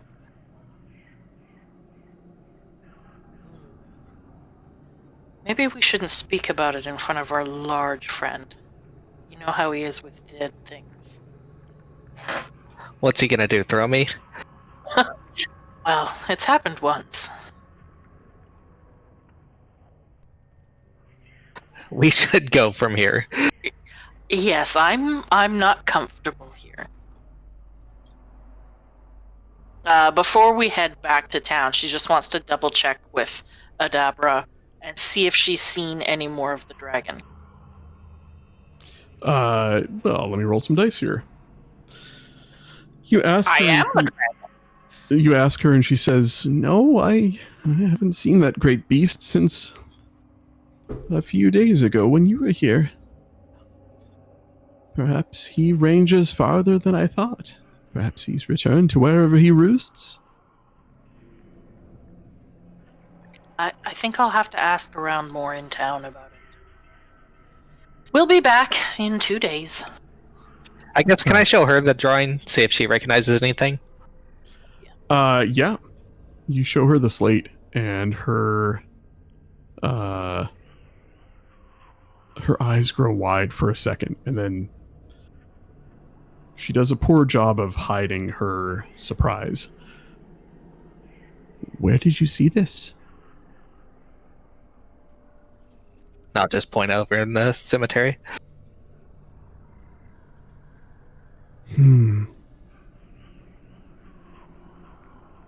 Give me your hand.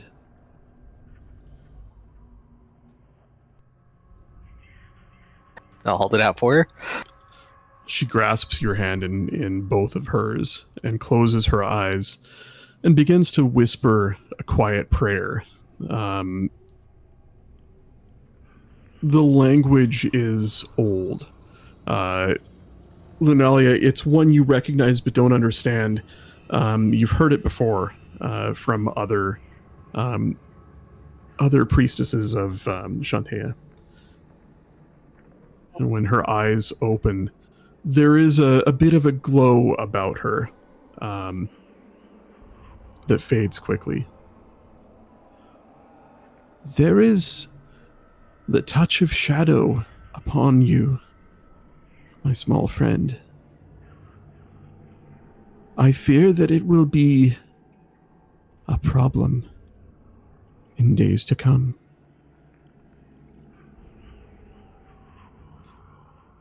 Watch out. Others have sensed it. You saw them, but I do fear they saw you as well.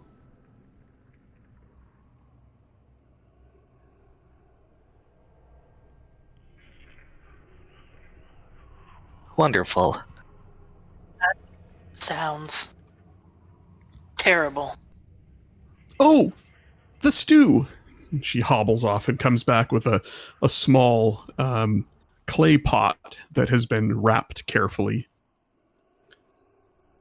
Do please tell Noro that he is welcome to visit anytime he wishes. I will feed him and keep him warm, tickle his ears with conversation, and he may warm himself by the fire here for as long as he wishes. That goes for all of you as well. Please do come visit an old woman from time to time.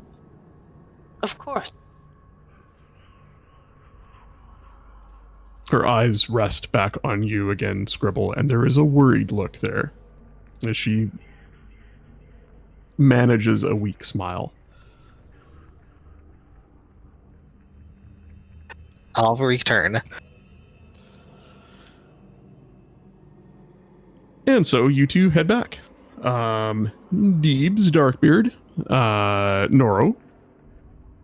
What y'all doing on day 2?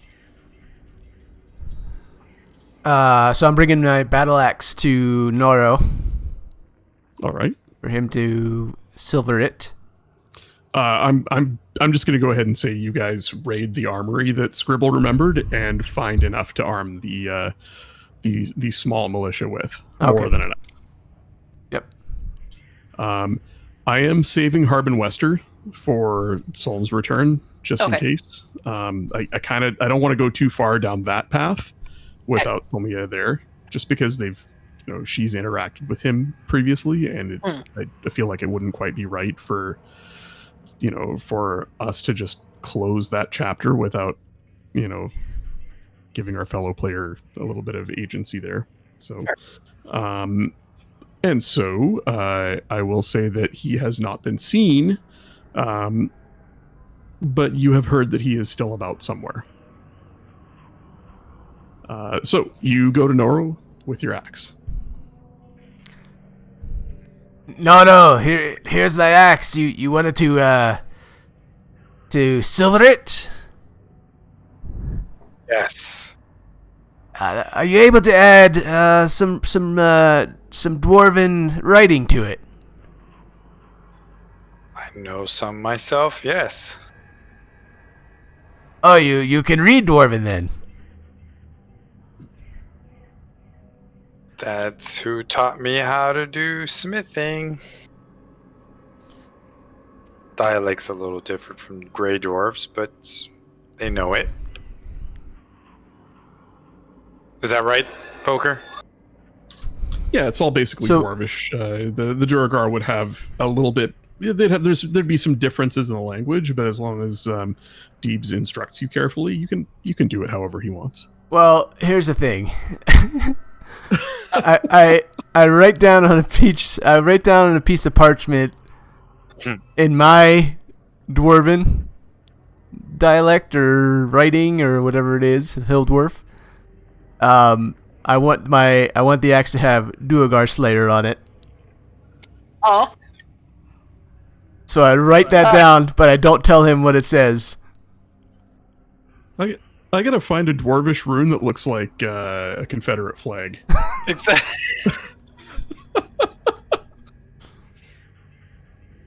Are you gonna name your axe the General Lee? Yep. General E. Except I can read it.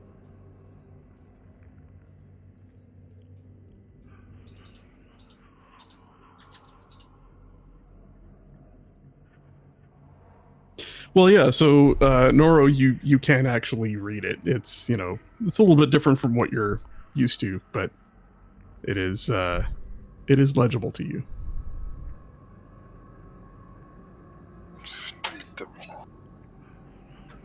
I look That- at the writing, and I kind of look at Deeves, and I'm like, "You really want this?" This axe will be used if we ever run into Duergar.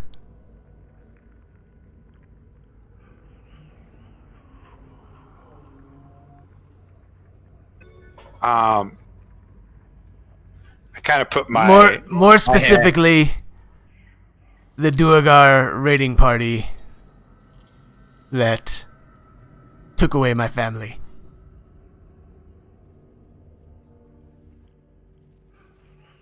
Okay. Nora puts like his hand over his mouth. And he's kind of like rubbing his chin, and he's trying to figure out. But after he hears what Deep specifically said, he goes, "Okay, I'm gonna tell him that not there's some Duergar that are actually good, but another time, I'll put this on here."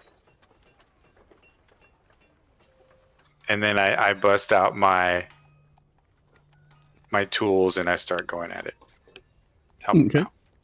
out. Go ahead and give me a. Oh, let's see. This is going to be a.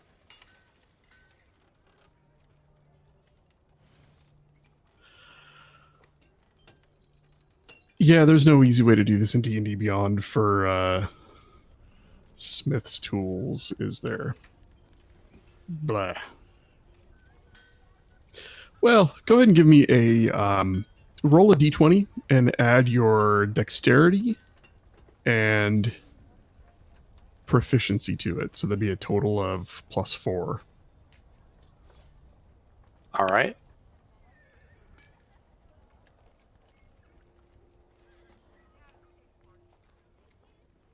$16. So Noro spends the better part of an hour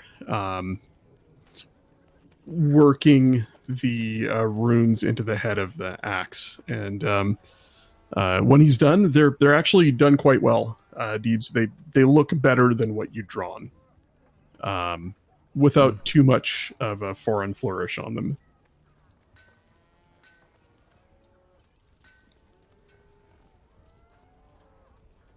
This is excellent work, Noro. Thank you. I hand it to him and I just tell him, "You should thank my dwarven clan," and I just give it to him. But he should know that I mean Duergar dwarven clan. Oh, he knows.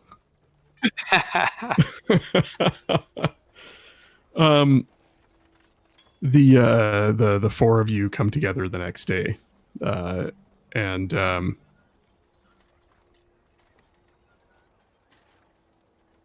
sorry, actually, you know what?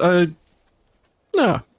Well, you guys are. This is perfect. Deebs, while you're waiting for Noro to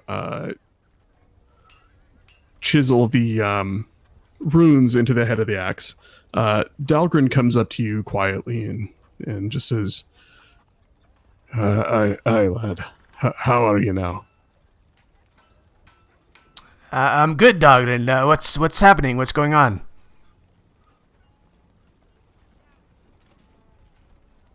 Well, I've been working on an axe for myself.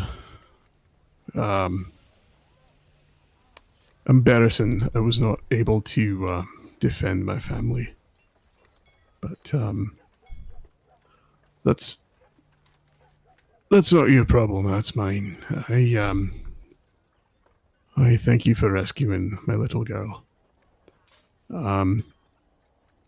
She, on the other hand, is quite the problem. Ever since watching the lot of you fight on the street and then, again, rescuing her, she won't shut up about you. I owe it to her to ask you. You can say no if you'd like, but she wants to learn how to fight. If you had a little time, would you maybe teach her a little of what you know? Just something basic to shut her up. Something simple. Teach her how to swing an axe or a few basic fighting steps. Something. Keep it simple. It's she's young and she just. Would you mind? Of course, of course, Doggin. I'd be glad to do that. Does she have any interest in the priestly ways? I lost my accent. It's gone. It's gone. It's gone. You had an accent? Whatever it was, it's gone. All right, go ahead. Whatever it was. I'll teach you how to hate Duergar.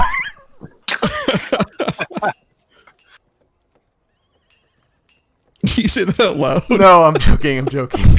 My mother was Durgar. What the fuck? He just nods and says, I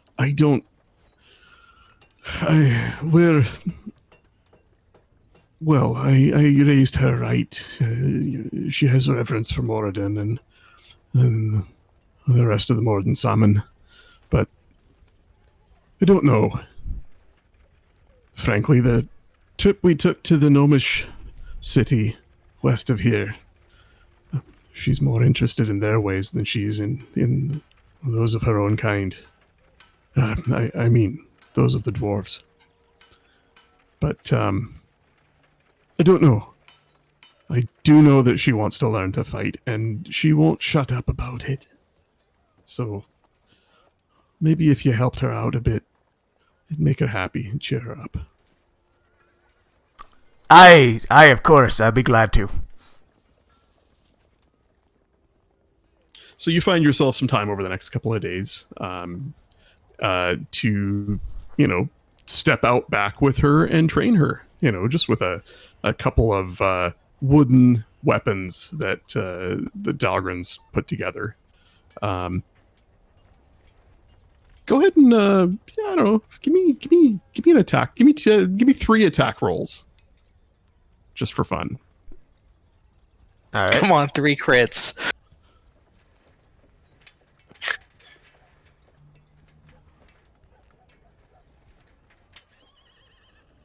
Interesting spread.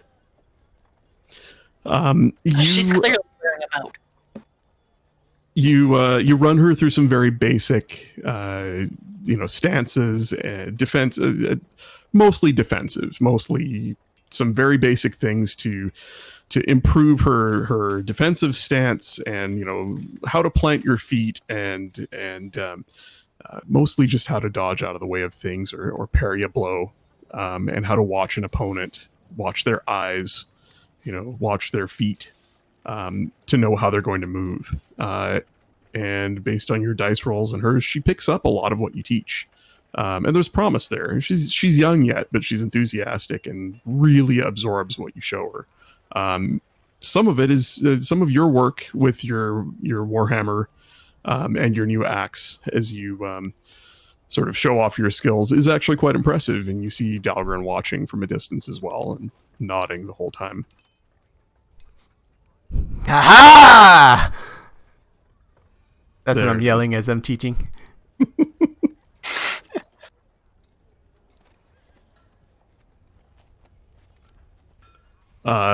Nora, was there anything else you wanted to craft up?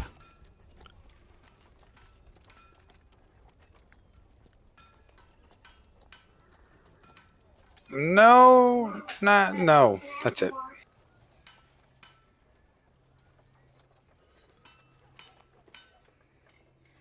There's nothing, but I do want to go see Lenny now and see if pick up some antitoxin from her. Okay.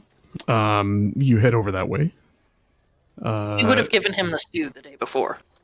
Yes, yeah. So the others return with a small clay pot of, now room temperature stew, wrapped up carefully in a little bundle. All right. I chow down, and then I remember the taste. Yeah, and it's everything it was before. It's filling and hearty, simple, but good. She's also going to pass. Well, she's going to tell Deebs about the potions being made. She'll tell the whole group. But she'll have some healing potions if we need them. And she's making a climbing potion as well. It's already been paid for.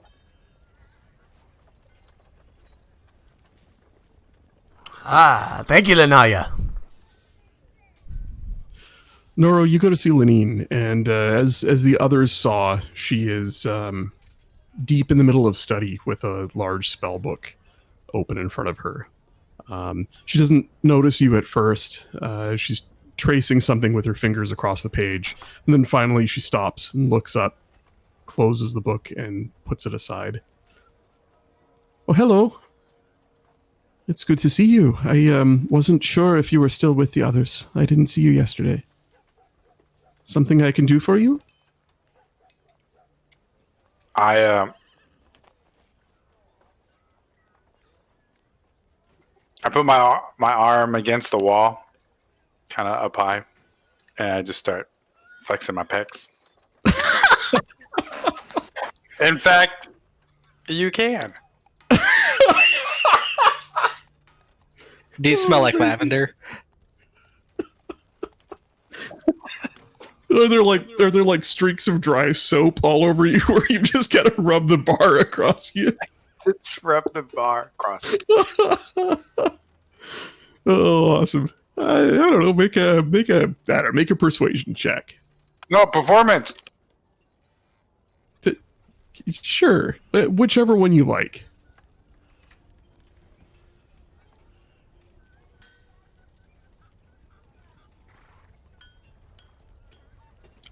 Why did it not go over? I got an 8. I don't know why it didn't go. Okay, I'll take the 8. She just kind of chuckles and shakes her head. You're funny. No, but really, what can I do for you?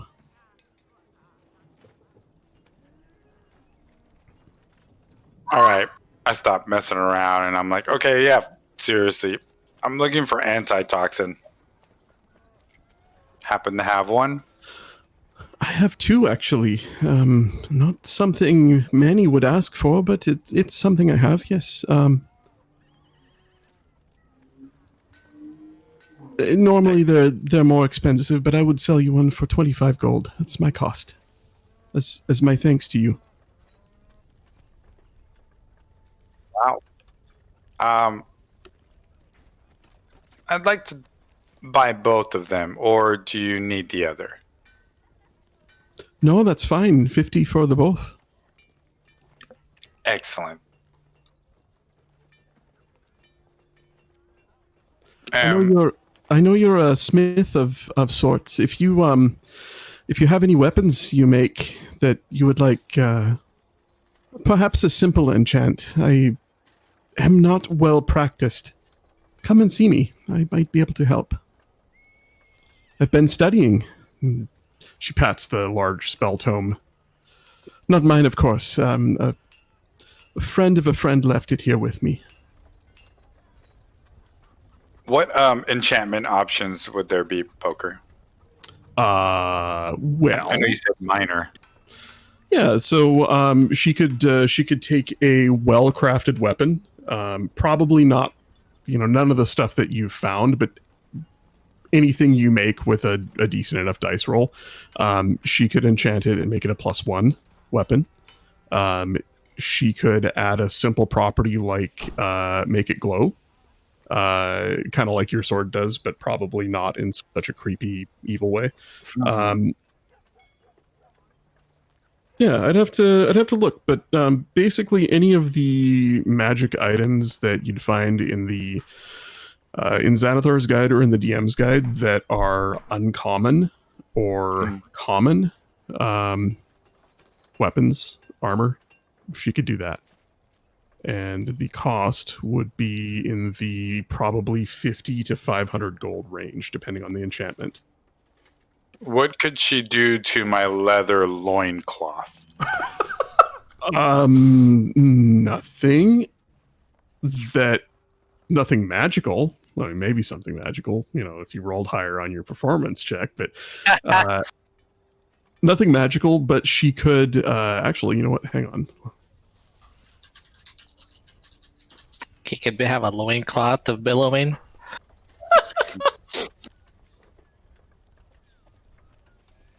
Oh my god. Yeah, you know what? Give me a bit of time, and I'll get back to you. You don't really Okay. wear armor, so it gets a little Right. dicey there. But I can come up with a. I have a feeling that I think there's going to be I'm going to have to find a magic items list in D&D Beyond, and then put an uncommon and common filter on it, and I'll post that after the session. Basically, we'll wrap up the session today still in town, and if there's anything you guys want to do or purchase, we can catch up midweek. You can just say I wanted to buy this, and Okay. I'll post a little bit more stuff now that you have an enchanter available. The idea is, given some time, it unlocks access to. I've always kind of had an issue with DMs picking items for players. Like, you go to the local magic shop and here's 5 different items that are available. Well, that's great, and I get that, but it's work for the DM to try and pick things that you guys will want or like. And it's also like, I do enough of that with random, well, not random, with loot from killing bad dudes or clearing dungeons out, right? When you go to a shop for something, you really want to buy what you're looking for, and so having access to somebody who can actually do enchantments means you can kind of have anything you want. The cost is just time. You have to, and money, they have to make it, and that'll cost something, but you also might have to come back in a week or 2 or 3 weeks, depending on how rare the item is. Right. No, that's cool. I like that. That is much better. Yeah, I'll throw some lists together and post them. Maybe I'll just put them right on the website of what's available. And then if you guys have ideas for, I want a sword that does this, talk to me. I'll find something that's something close to it in the books, and to set the rarity, and then come up with a price based on that, and a number of days or weeks that it would take to create it. She's not going to be able to do anything more rare than an uncommon item. I was looking for like belt of ogre strength. We can't afford that. No, that'd be kind of expensive. Yeah, I figured, but I'm just kidding. But okay. Well, since I wear leather armor, not so much my loincloth, but I wanted to improve my armor class. Is there a way to do that with what is available? You're talking about a cloak of protection, ring of protection, or bracers of defense. Yes, that would be great.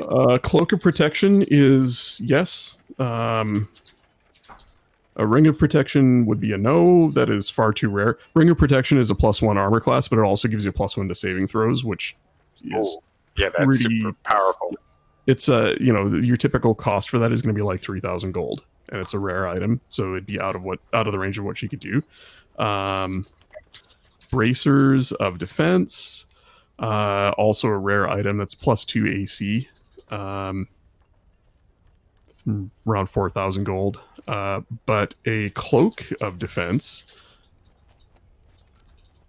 cloak of protection, which I think is just a +1 AC, sits right around 400 gold. All right, time to debo the rest of the party for their money. Well, I mean, and the thing with that is, she feels like she kind of owes you, and she's also trying to figure this stuff out. So she cut Scribble a deal on Oh God, I've already forgotten. His cloak, his cloak, and she would cut you a deal on this. So Oh, we'll say you chat with her for a little bit, and she says, "I think I could make something for you that would help you. Honestly, I would advise armor. I have a fine set of chainmail here that, well, with your smithing skills, you could probably make it fit you. But if your preference is not to wear armor, I could perhaps enchant a cloak.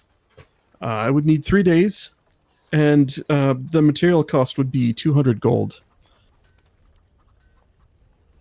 Done these. I mean, that's not what Nora says, but I pull my huge sack and I slap it on the table. Oh And then you're man. gonna reach into your pouch and pay her gold. Why do you got to be specific?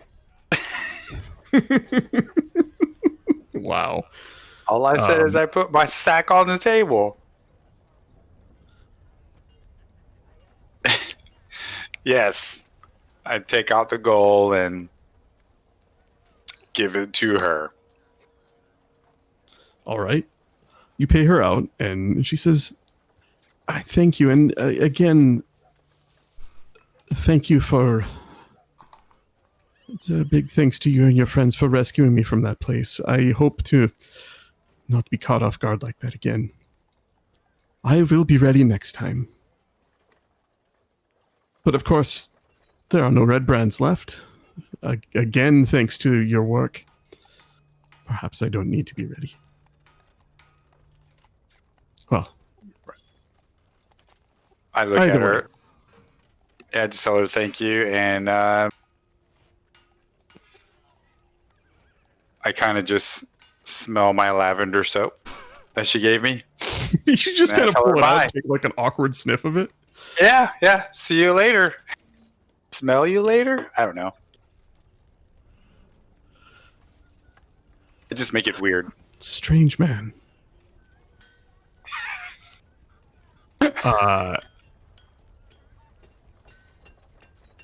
Noro, on your way back to the smithy,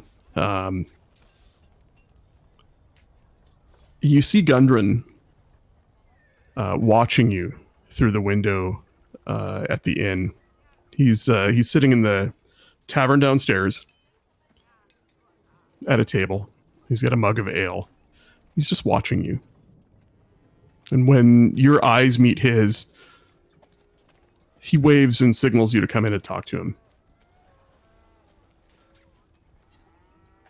I do the traditional look behind me as if he's pointing at somebody, and I'm like, me? Oh, and just to go back for a second, you marked off a total of 250 gold for the antitoxins and the cloak, right?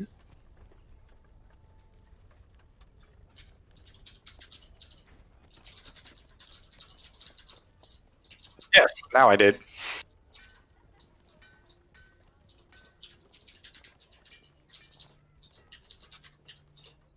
She's rich.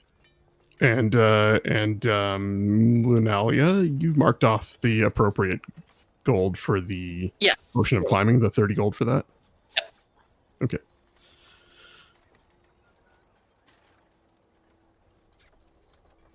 So you go in to see Gundren. And he says, "Sit down. Need to talk to you about that map. Can I feel like we're safe here. Is there a chance I might have a closer look at it?"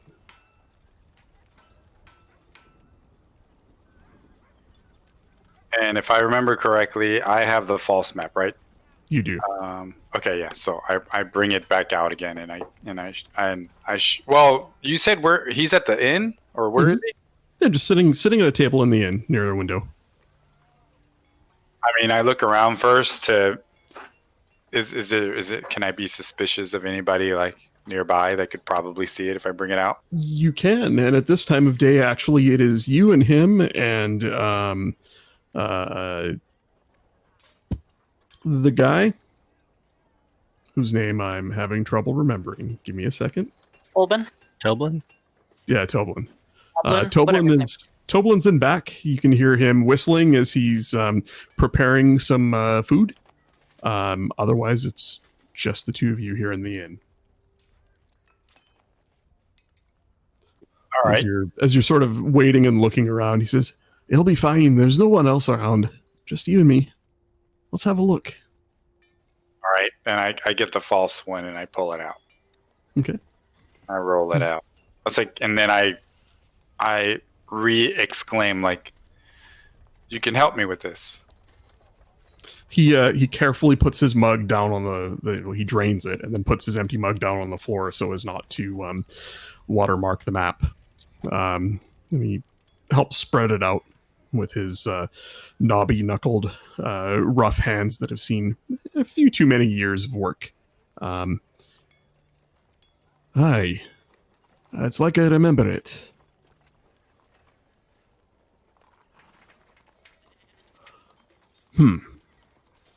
It's interesting. It's exactly as I remember from before when you showed me. His eyes kind of dart up to meet yours, and he nods.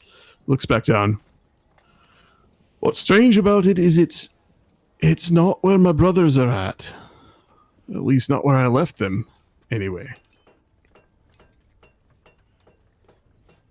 Not where your brothers are at. Aye. And he, the map sort of covers, actually here, I don't have the map created yet, and I'm not sure if I really ever will, but I'll move you guys to the region map.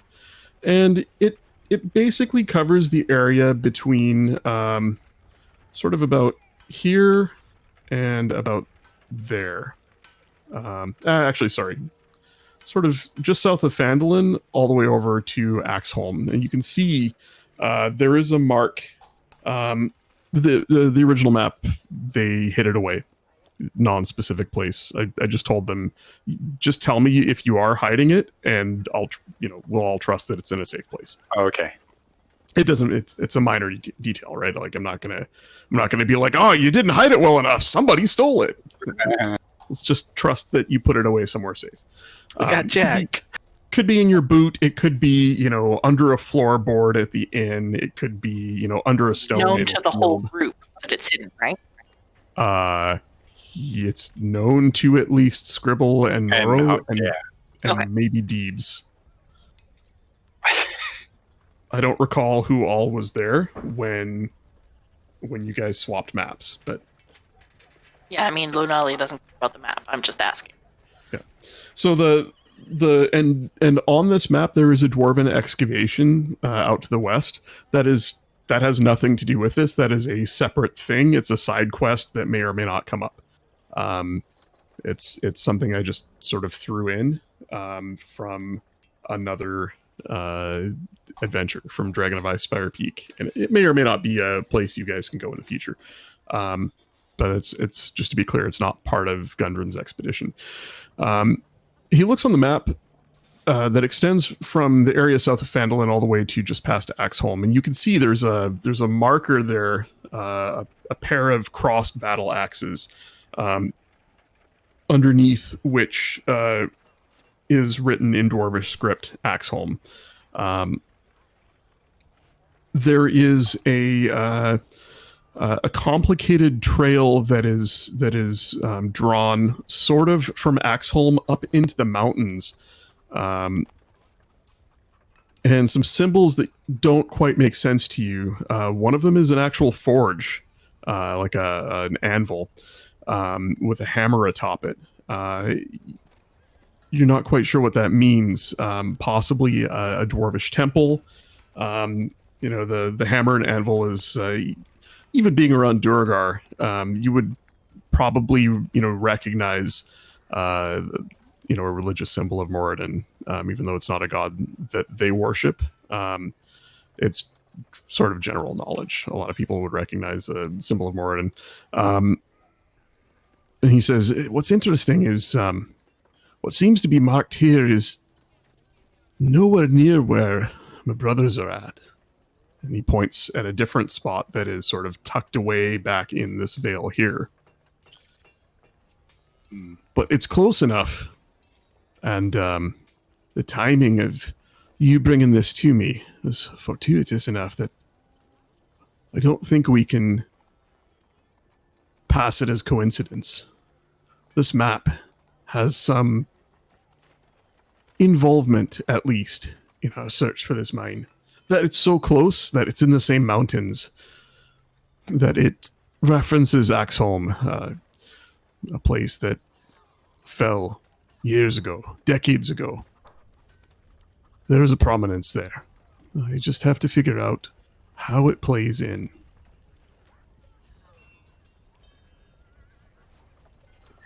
I'd like to take this map, if you don't mind.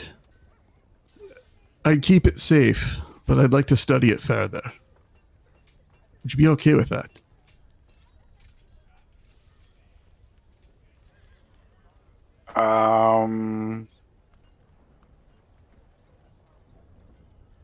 I kind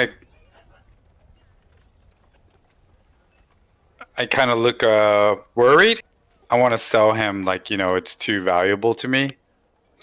But I'm kind of thinking about it like I trust you. Okay. And he goes, like make a deception check, but with advantage. Okay. I can't tell you why the advantage, but trust me. Never trust the lavender. DM. Only trust the DM. Sorry, what'd you get? 1 second. I'm trying to. It's not showing me.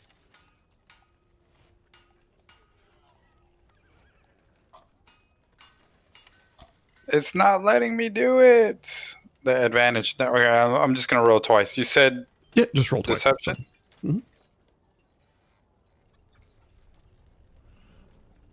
Yes. What? No, I don't know why D&D Beyond's not working. That's fine. You can just tell me what you rolled. First one was a 3. Lovely. An 11 on the second one. Okay. His eyes kind of narrow as you make faces in his direction while mulling it over. He says, "Look, if it helps, I can buy it from you. It doesn't affect our business relationship, but I could give you some coin to help ease your mind."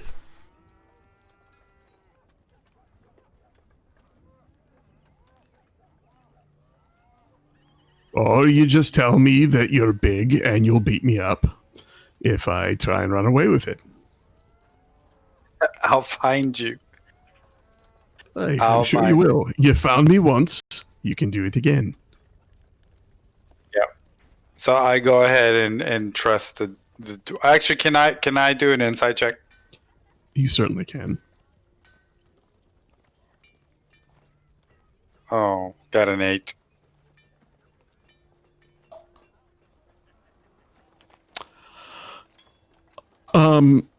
Well, with your 8,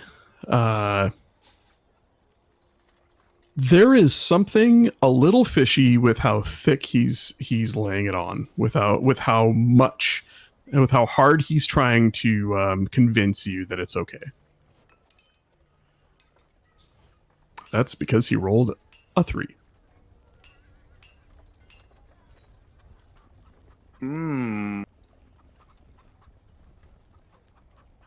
Oh, I fixed it. Good job. Cool. All right, sorry. I was trying to figure out why it was not rolling. So look, Okay. I'll give you. I already owe you and your friends this. And he pulls out a sack and sets it on the table next to the map. It's 100 gold for your troubles, for coming after me. I borrowed it from Ulrich. I'll pay him back when I get to my brothers. Does Gundren know about what Ulrich is going to do? You could ask him. He pulls out an additional 5 platinum coins and stacks them up next to it and says, and this is for the map. If it helps.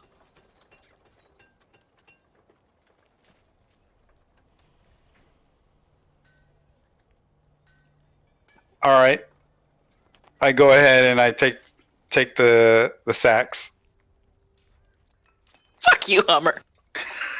All right. So the 100 gold has already been distributed as part of the 60 gold for each of you that I gave you before the session. All right. The 50 gold is yours to decide if you want to keep it or also split it up around the party. No, I want to split it. Okay, then I will make a note. Did Hummer And- just sell his map or just pay to let him borrow it? No, he's basically renting it from him. Yep. Okay. Yeah, it's to make him feel better about it. You know, That we know. if you don't trust me or you have any concerns here, I'll give you a fair amount of money just in case. Yep. Call it insurance. Deposit. Right. He takes the map, and there's a little bit of excitement in his fingers. They stumble a bit as he rolls it up, and he tucks it away in his jacket. Right. Well, like I said, I'll spend some time with this. I'd like to look at some of these runes I don't recognize. Not sure what to make of them, and well. The path on this map is complicated, and it looks, well, I don't quite want to say yet what I think, but I have a feeling it has something to do with what we're after. The mine. Right. Well, You and I your hope- friends put any thought into joining me? I mean, I don't entirely recall how far you were willing to go when we first met, but so many things have changed, it's worth talking about again. I'd make it worth your while to watch our backs, at least for the next few days. I was going to arrange others so that you wouldn't be tied up long term. We'll need extra backs to... it'll be hard work. Once we find the mine, or at least find the entrance to it. Legends has it that the mountain fell on it. We'll need extra help digging it out, and it won't just be you. So there'll be more coming, but with what I've seen so far, we're going to need some protection. I asked him if he's already met with Ulrich and has Ulrich mentioned anything about town militia? No, to be honest, I haven't discussed it with him. I will ask. I wasn't sure if he was coming with or not. Honestly, he'd be better off here. He's a bit of a grumpy sort, and if you all are with us, I don't really have any concerns.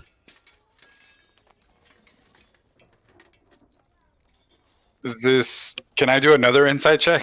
Certainly. This time you're going to see it. Am I, though? Am I really going to see it? I did see it. Yeah. There's something there. You're not sure if it's deception or if it's just... It sounds more likely that he doesn't entirely enjoy Ulrich and wouldn't mind a change of traveling companion. All right. So I just reply like, well, it looks like you're in luck. For an exchange for Ulrich starting the militia,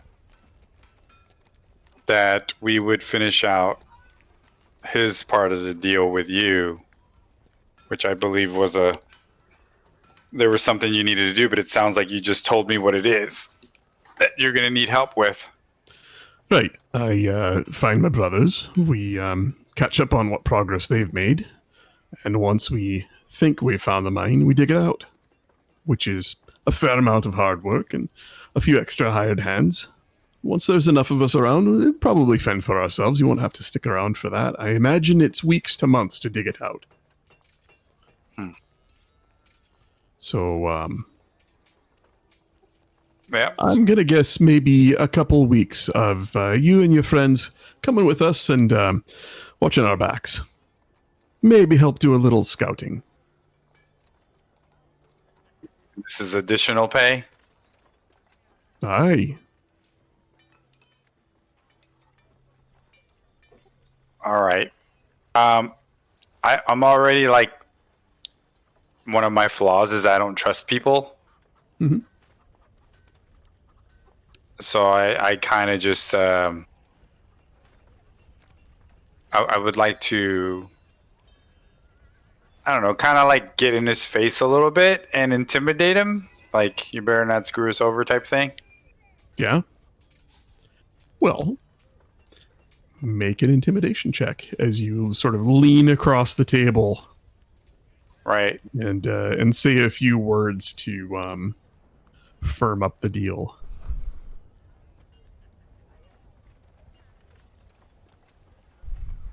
Oh, yes. Oh. Yeah. Tell me he wet his pants. Tell me he wet his pants. That's awesome. I can't insight for crap, but I'm gonna see if I can scare him into telling me something. Well, give me just a second. Let me pull up his stats so I do this proper like. All right.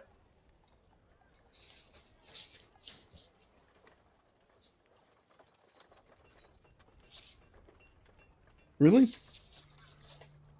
The fuck? Okay. Give me another second while I look up his stats. Sure. What the hell? How do I not have this? Got to go back to the original adventure book to get him.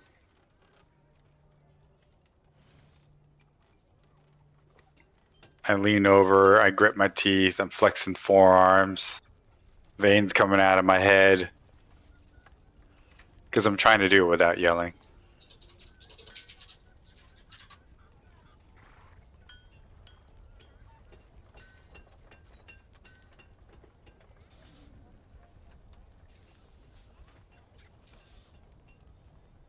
Oh yeah, okay. Okay.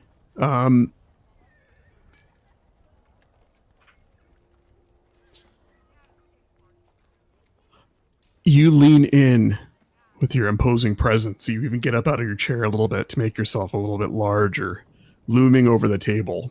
You cast a shadow on him, and he shrinks back from it. He just holds up both hands, and there's a little bit of a tremor in his hands, and he says, "Just hold on, hold on.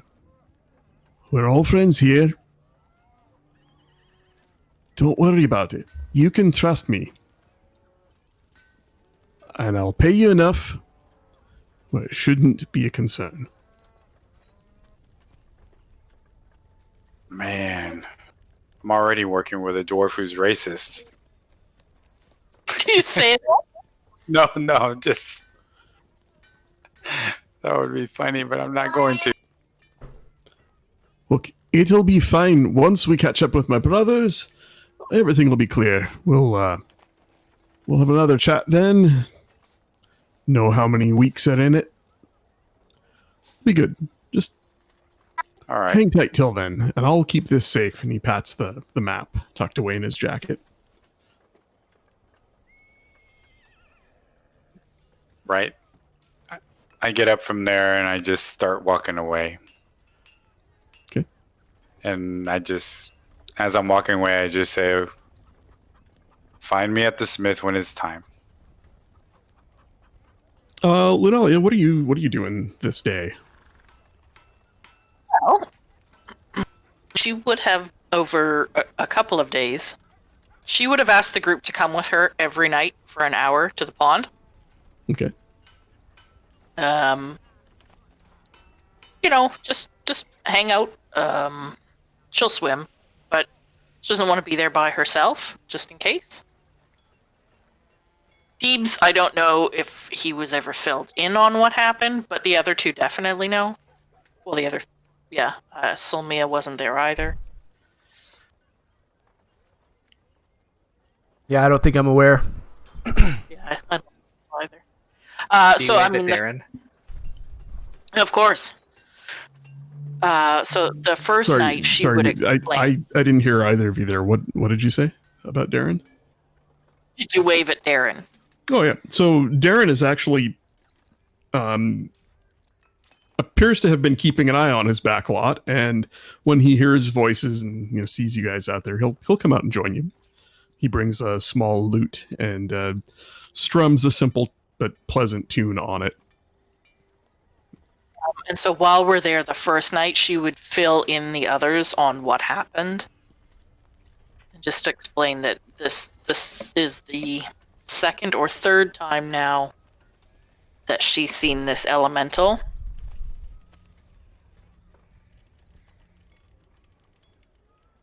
And that she doesn't know what triggers it or why it shows up or what its interest is in her. She's just trying to learn more.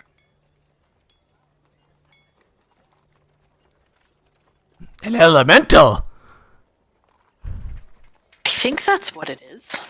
It's large, made of water, speaks with a primordial, watery voice, has two glowing yellow eyes.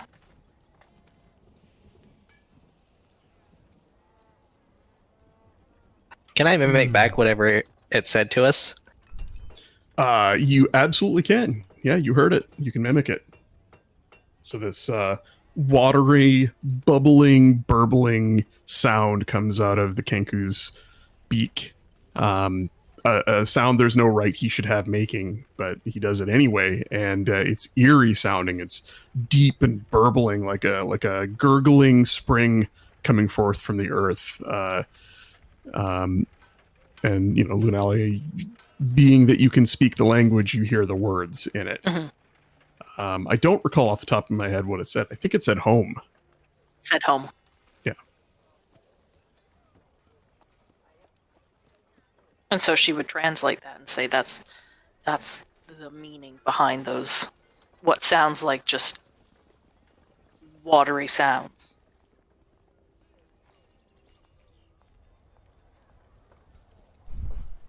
I don't quite know what it means.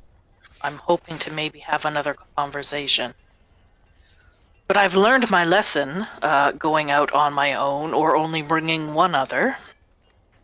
So I figured I would be safer with the entire group. Did it sound like he was telling you to go home, or it wanted to go home? That I am not sure.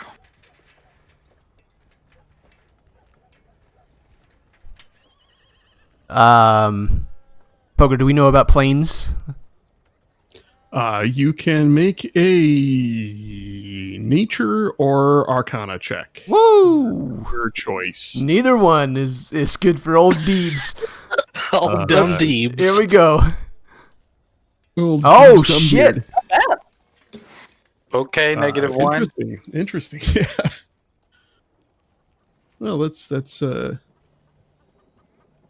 is interesting.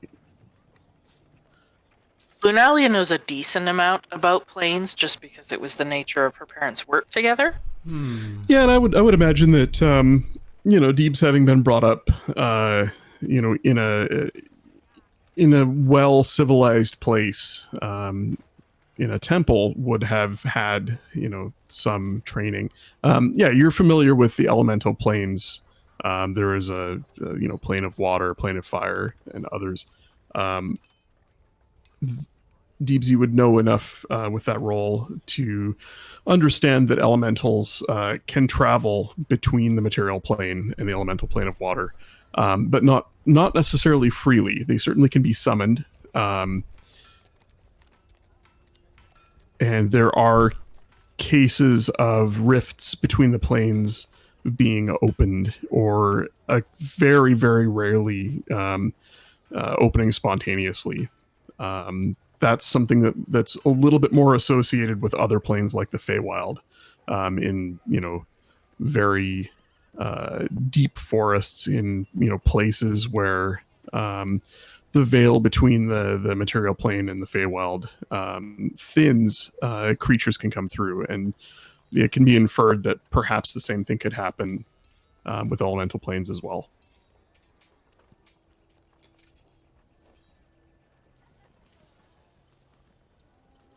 Lunaya, did you do something to invoke this elemental? That I'm aware of.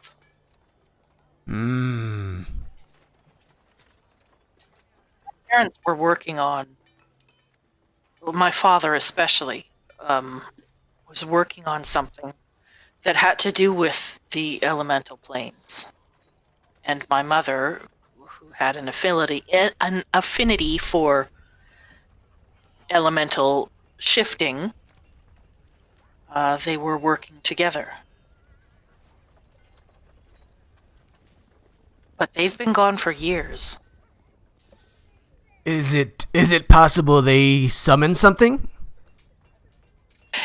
Thing is possible. I mean, I have my father's research journal. It's actually what we were looking into before I stumbled across this group. Is that the person you're supposed to meet? Something to do with that? There are names in my father's journal. Ah. People that he worked with in the past, people that might have more information. And so we were looking for the names in this journal. We'd found one. One belonged to someone I traveled with very briefly back in Corrado. It was his father who's gone missing. There were only 2 or 3 other names in the book that we were looking into. And that was why we were headed for Dralamar. I had heard that there were people like me there. My parents always believed that I am the way I am because of the nature of their work and their dealings with elemental forces. But I'd never heard of others like me until we heard of this group in Dralamar.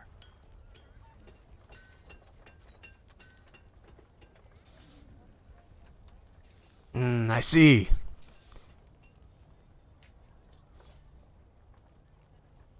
She would, over the past, week or whatever that we've been together, she would have probably shared small bits of information about events before she headed north.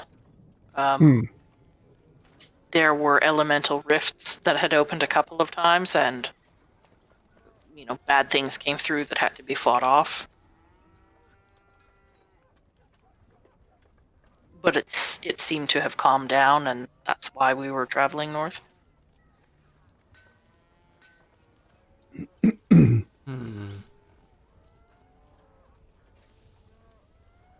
I don't think this elemental is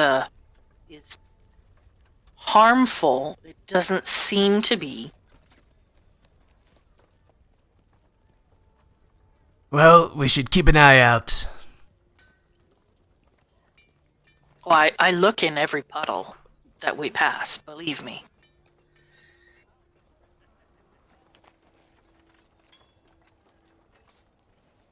So yeah, she'll just spend the next few nights coming out here for about an hour at a time.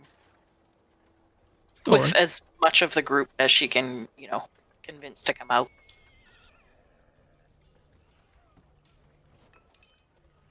Unfortunately, the elemental doesn't reappear. There is once in that span of time where you get a sense, you're in the water, and there is a deep thrum that reverberates throughout the pond. Nobody else seems to notice it except Darren. He stops and cocks his head, listens for a bit, and then it fades, but nothing substantial. It certainly doesn't show itself.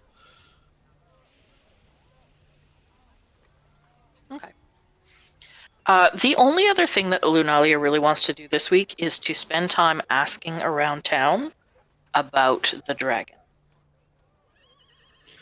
Okay. I will. Give me a second here. Let's look at.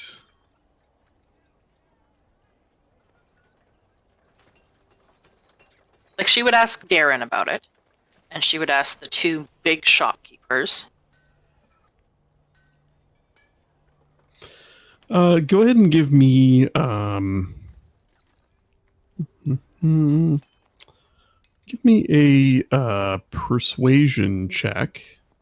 You can make it with advantage if you spend some time doing it. Okay.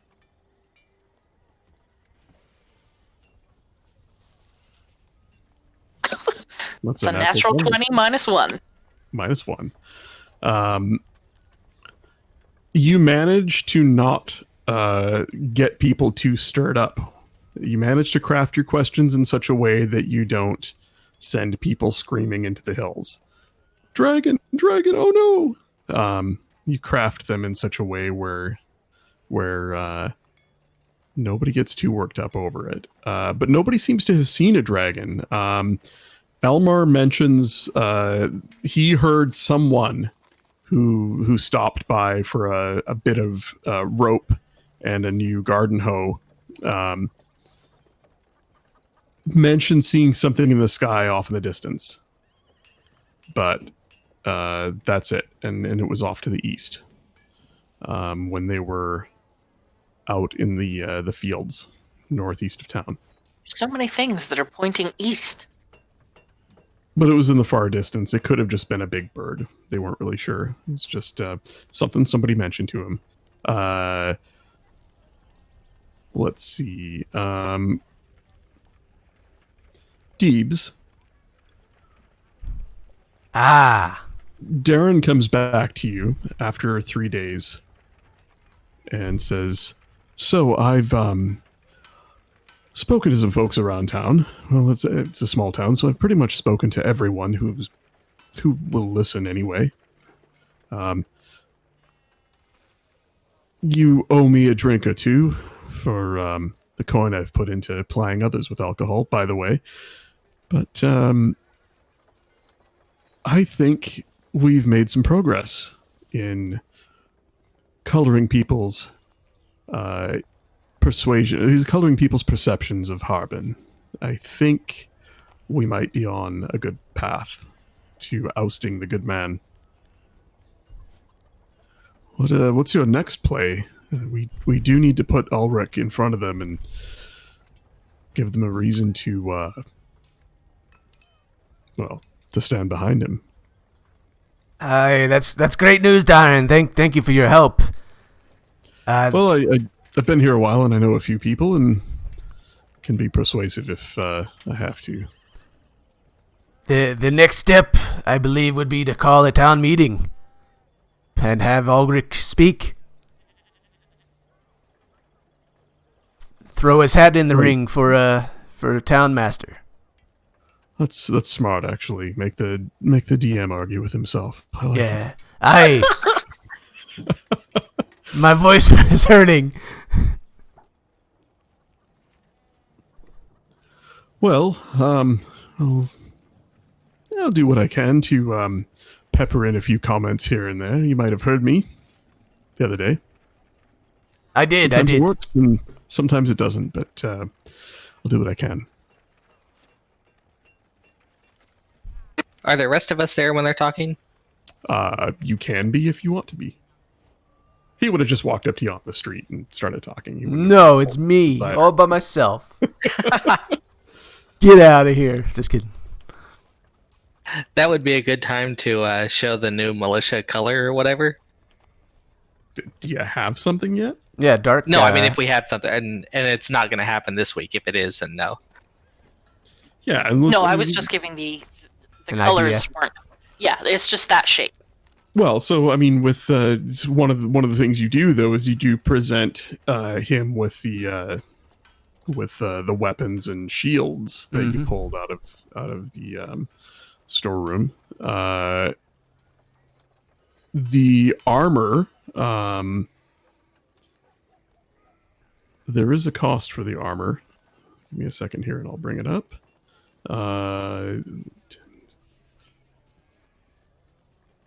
Deebs, if you want to go ahead and mark off 50 gold pieces for the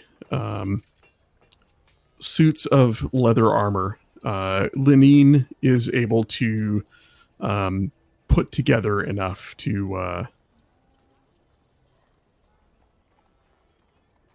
furnish 4 suits of studded leather armor for the Nice. militia.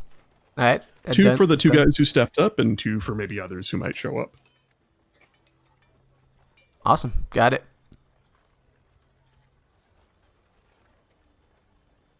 Something else that happens is that about 3 days after you guys get back to town, you see Ulrich talking to a couple of the Red Brands, Kingston and Bootless Jim, who have come back from Cragmaw Castle. Kingston, the large, dark-skinned warrior, and Bootless Jim, our good friend. Ulrich sees you all from across the way and dismisses the other 2 and comes over and says, well, I was hoping that 1 or 2 others would come, but I suppose this is better than nothing. Kingston and James have agreed to join our militia. I'll make sure they're paid, and they'll be my right hands for what it's worth. Can What's they be wrong with your own hands? boy? I like your sense of humor, but I feel like you need to keep working on it. She's just going to whisper to Scribble. What is he talking about? So, what's the progress on the Townmaster front? I've written a letter and received word back, but it'll be 2 to 3 weeks before someone arrives. In the interim, I'm happy to step up, and I have a feeling that this militia will take a fair portion of my time for at least the next few weeks to get set up, to build out some watches, find some sort of barracks, and, well... I have an idea for the barracks. Why don't you use a sleeping giant? Does someone else already own it? That's fantastic. Well, perhaps. I will have a walkover with my new associates and make an offer, I suppose. If we're successful in planting me as townmaster, I should have access to some sort of finances. I'm not certain what that would be, but I'm sure we could make a bid for it. I would imagine losing their standard patrons would mean that they're in need of financing. Perhaps we wouldn't need the entire building. I think it would be perfect for you. I also think when you have an opportunity, you should try and call a town meeting and discuss your intentions as a possible townmaster. I hope that all of you will be there as well, yes? Aye. Yes. I'll provide it. We will provide our support. I will for sure. Well, good. Normally it's something the townmaster himself would do, but I highly doubt that we'll have his support in any sort of attempt to remove him. Have you seen him by chance? I have not. We've heard he's still around. Scribble, what have you? Have you had any luck with our friend at the Miners' Exchange yet? I was waiting for you to get back and figured we would approach her together. Well then, shall we? Sure. All right. So the two of you head that direction. Deebs, you notice as you all are, I'm assuming, somewhere about town, maybe out in the town commons having this conversation, or out in front of the inn. Gariel is watching you. There is a look of concern on her face. Uh-oh. She's over in her sort of usual area over by the small fountain. But she is staring intently in your party's direction and catches your eye. When you catch her eye, the two of you, your gaze meets for a second. She breaks it and looks away, and gets sort of a nervous look, like she wants to run. Don't be shy, baby. Oh, God. If I'd run from that, she blows a rape whistle. Is that how you got Mrs. Deebs? Yeah. So good. So good. It's a lot of work. I mean, okay. I'll go over to her. And Gariel, what's wrong? You seem nervous. What's happening? What's going on? Well, I'm glad you all made it back safely. I was a little worried, but I see now that I shouldn't be. She kind of looks towards the inn and looks back at you.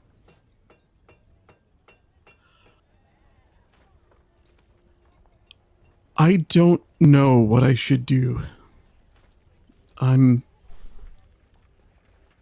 torn between an order to stay out of the affairs of those in this town and the duty to help good people who are in need.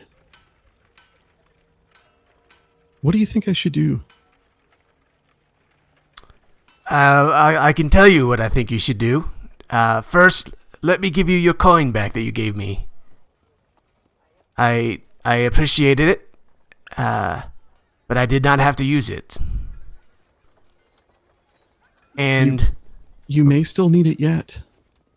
I wouldn't be so hasty to give away something so valuable. all right, I appreciate that. I'll hold on to it then. But are you wanting to help the townspeople? Is that what you're saying? Well, to be honest, to tell you who I wish to help would be too much. It would give too much away. I'm torn. What would you do if someone very close to you, who you respected, who you followed without question, told you not to interfere when you saw people in need, when you saw something, injustice, evil being done? What would you do if you were commanded to stay away and yet your heart told you you should not? I would do what's right. And what's right would be to help those in need.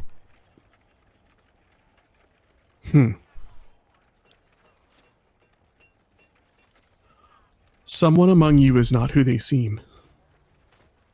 For me to say any more than that would be... well, it'd be more than I should. I think that's enough. I hope it's enough. Who are you talking about? The people I travel with? Or people that I've interacted with?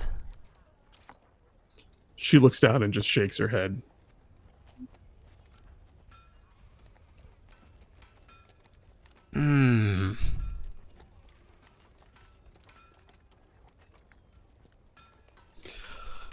It's a good thing what you did, teaching the girl how to fight.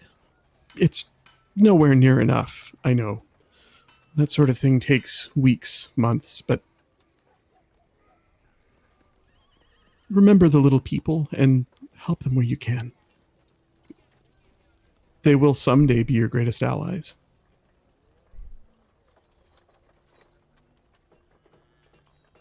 I should go. I gotta be safe. Be safe. You as well. Oh boy. Yeah, buddy.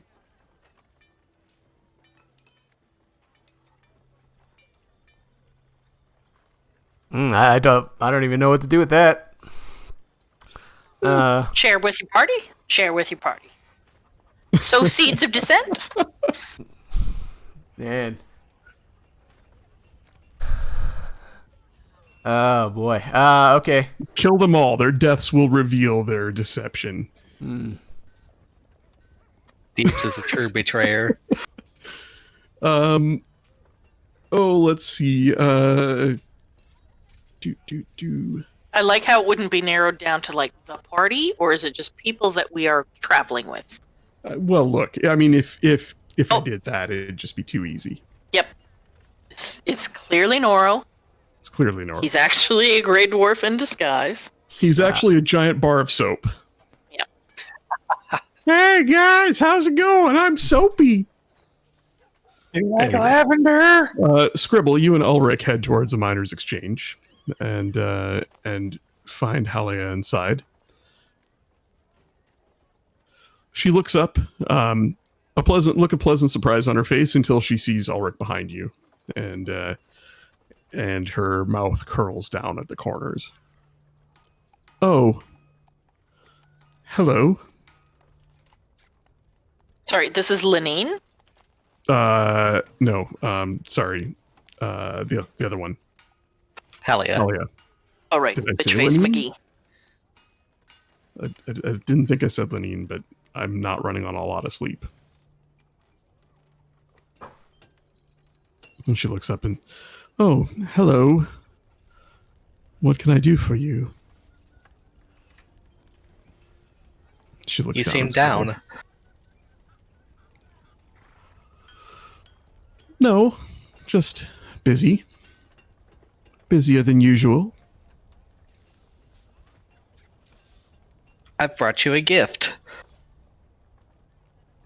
Oh? Ulrich I'll kind of looks at you. introduce Ulrich. Yeah, he kind of looks at you and shrugs like he's not quite sure what you mean. And so when you introduce him, he says, it's pleasure to meet you, my lady. Look, I'm not a man of fancy words, so I'll just come out and say it. I am making a bid to remove Mr. Wester and take his place.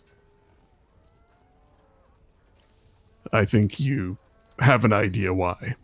She just nods and smiles coldly. I am aware of your influence in this town. I would be blind to not be aware of it. I'd like to work with you to make sure that things continue smoothly. My interests are the defense of the people, the prosperity of this town. And I am not against forging alliances to make that happen. Whatever else happens, I will choose to look past, so long as it does not threaten the livelihood and the well-being of the people here. And she kind of nods and looks at you.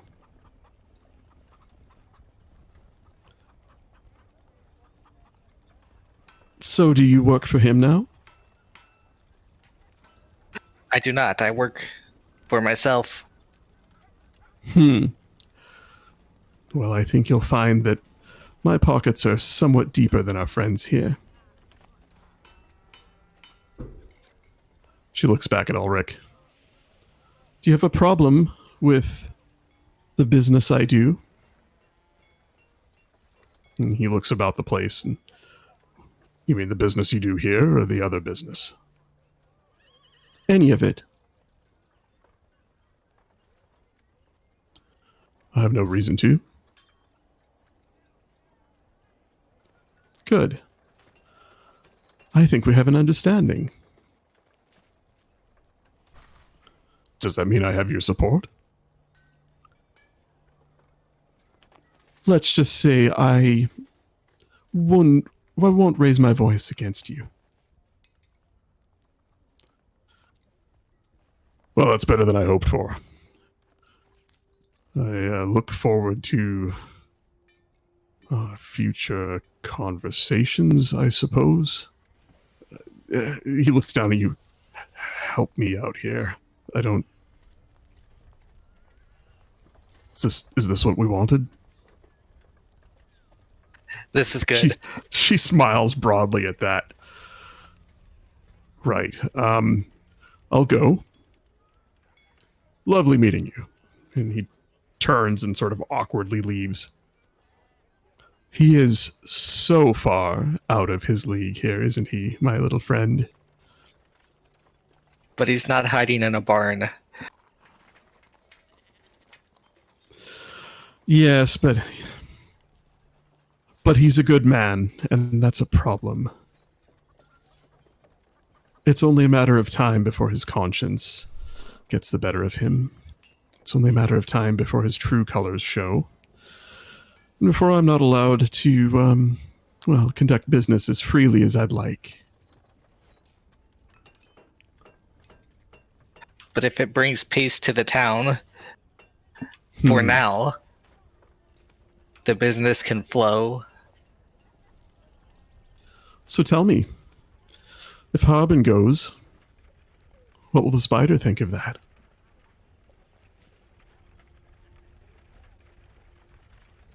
We don't know what the spider will think of that. And here I thought you'd be of more use to me. Well, how about this? I will make it more than worth your while if you can arrange a meeting with this spider. Is that something you might be able to do for me? Things around here have become terribly droll with Madrick and his kind leaving. I am at a loss for useful people. As is Harbin. But fortunately, my friend, I have you. And I have coin. And she stacks up 5 platinum pieces on the counter in front of you. Damn! That's 50 gold. Still! She taps the top coin in the stack. For a meeting. What do you think?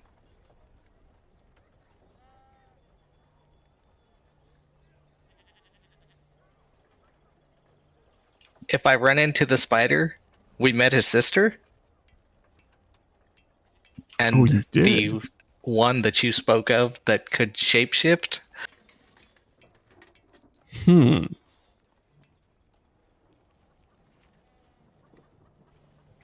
She takes off.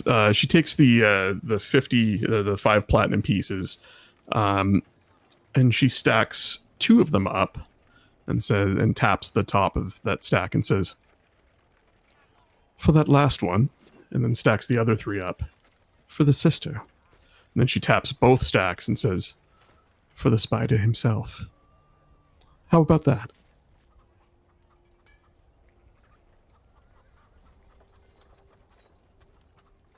And where would you meet them? Oh, somewhere safe.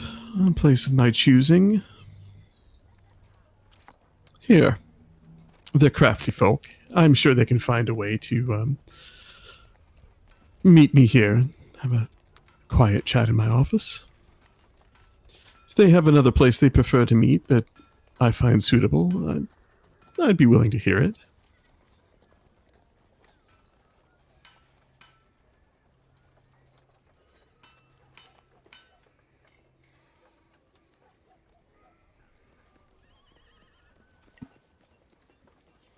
I'll see what I can do. You do. You do that indeed. Is there anything I can do for you? Any less mentionable things you are in need of?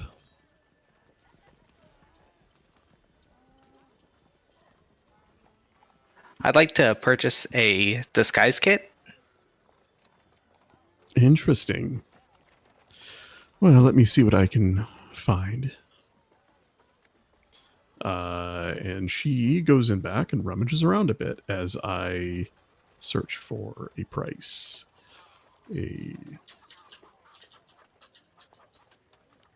Hooker, did I have that cloak made? I guess I forgot to ask. Yes, yeah. I'll get to that in just a second. Okay, no A problem. disguise kit. Yep. She brings out a small bundled pack and sets it on the counter. And she says, I would love to help you out as an exchange, but well, sadly, I do have to cover costs. 25 gold. But then, All right, I'll pay if her. you do something for me, you'll make that back quickly. All right, go ahead and mark that off and add a disguise kit to your inventory. How much longer do we have in town? We're getting to like this evening. Gundren will probably gather you all up and want to have a talk about Oh, okay. heading out in the next few days. And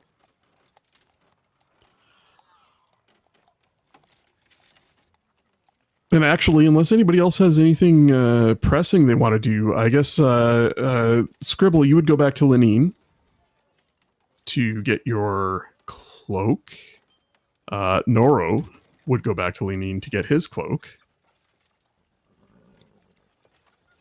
And it is a cloak of protection, right? That also includes saves, because that's what it shows on the equipment on D&D Beyond. Or do or should I create it where it's just AC? No. It's let me just look it up here. +1 bonus to AC and saving throws. What the hell? So the cloak of protection is uncommon, but the ring of protection is rare. That's weird. No, that totally. +1 bonus to AC and saving throws. Put it on. Okay, just wanted to clarify. Yeah, no, that's legit. That's it. Go for it. Thank you. Yeah, so you have a there's the kilted half naked barbarian wearing his nice fancy dark blue cloak. Yeah. like half naked Superman. And then I hit him with the peg flex. Yep. Scribble and Noro, we'll say you both stop by Lenine's at the same time. And as she hands your finished items to you, you try them on, and she says, "I hope these are to your liking. It's been a long time since I've enchanted anything, and really, not anything of quality for sale. It's just, well, I've been out of practice until recently. I thank you for giving me an opportunity.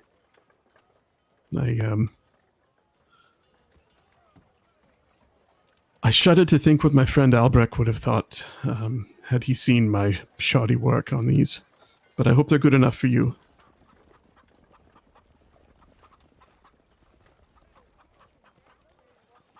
Does the cloak require attunement? I don't.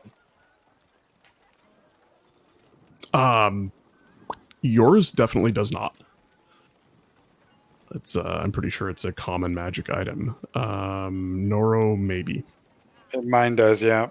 Yeah. So Noro's would require attunement. I only need to buy a few basic things. Could I have tagged along with them You betcha. to Lenine's? Okay. I don't need fancy stuff. I need basic stuff. Yeah, what did you want to buy? She needs a tent, Okay. and she needs some warmer clothing. Sure. A tent. Yeah, she would even take just a big fur. A big fur what? Anything, like a wolf pelt, a bear pelt, anything like that. Okay. A tent's 2 gold and it sleeps 2 people, up to 2 people. There's no requirement that says it has to have 2 people in it. Right. Yeah, I don't, we'll just go with, let's see, traveler's clothes are 2 gold. Okay, so I'll use that So- for a pelt. Total of 4 gold then. Okay.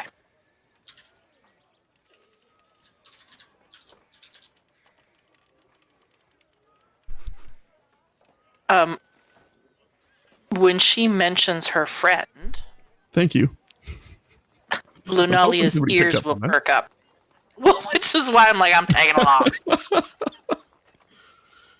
along. Her ears will perk up, and she will repeat the name Albrecht. You said your friend. Yeah, do you know him? I have met him. Yes. Here in town? No. At the manor. Recently? Yes, just not too long ago. Her hand goes to the spell book, sitting on the counter, sort of pushed to the side. Not in a menacing way, in a involuntary sort of gesture of remembrance. He is here. I did not know. He and his master, tutor, I'm not sure, his friend, an old fellow. They were here Paramon. Yes, Paramon. They were here some time ago. Paramon I have not seen for maybe 2 years now. They came to town shortly after I did, and I did not have much, but they would stop by for supplies now and then. Do you know what they were working on? Albrecht, more recently I saw him, but it's been more than a year now. I thought he left. We knew each other years ago at the academy, and grew apart. I fell into a different path as him. In this, and she sort of holds her hands up and points at the building around her. And he was always more scholarly and took a position at the academy, mostly doing research, but teaching a bit. I was surprised to see them in town. But, yeah, sorry, tell me, where did you see him? He was up at the Tressendar Manor. I've not met this Paramon, but he did mention his master had been gone for some time.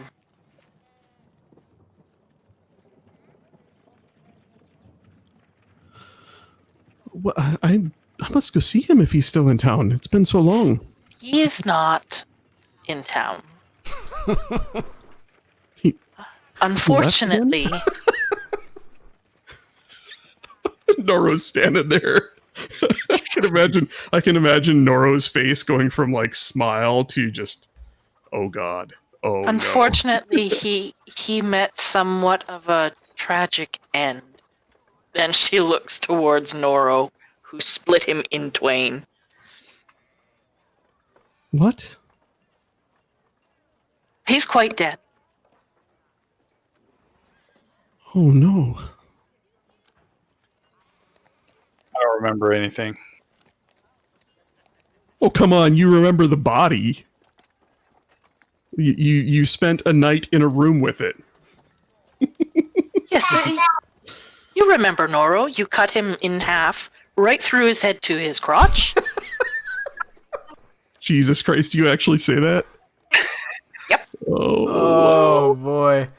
Here we go. Oh, wow. He Holy was shit. possessed by some evil. I'm just gonna. Several people we've spoken to now say he had changed. Noro, are you trying to sneak out the door? Just wait for us, please. I'm just gonna roll initiative. Or is there just eating the soap? I pull the soap out and I just start smelling it. There is a look of shock on her face as she looks up at Noro and back to you.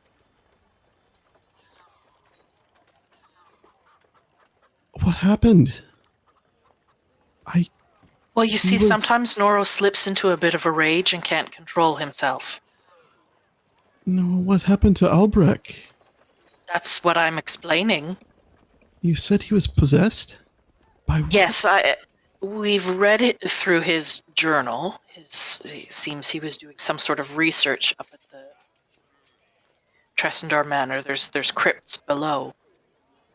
And after speaking with Madrick and some of the others, comparing that with his notes, and speaking to the man himself, it seems that he'd stumbled across something dark.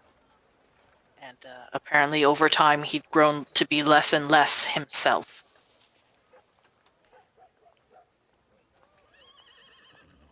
We did witness, because we saw, like, darkness coming from him.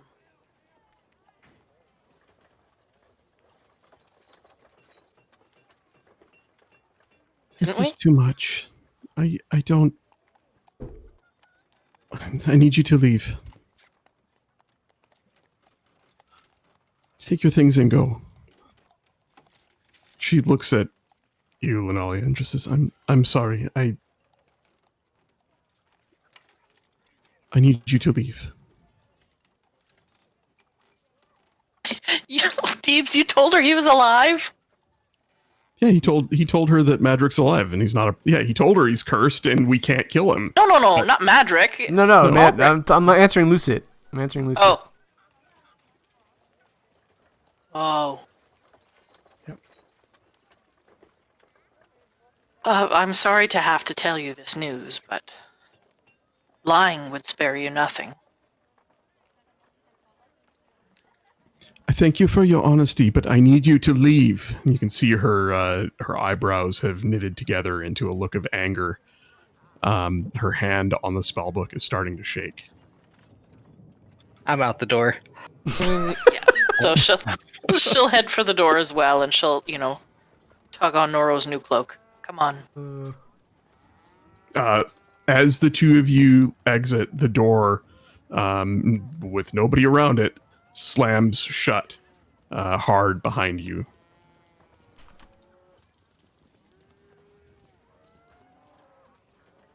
And there you go. Sorry, Noro. Sorry, buddy. It'll get better. Keep sniffing that soap. Because that's as close as you gonna get. Let's see. What else is on our list here? I'm going to try and wrap this up in the next few minutes, if you guys are okay with that. Yep. That works. But I do want to have a quick meet with Gundren. And, I'm just looking through my notes here to make sure that there's nothing else outstanding that we needed to do.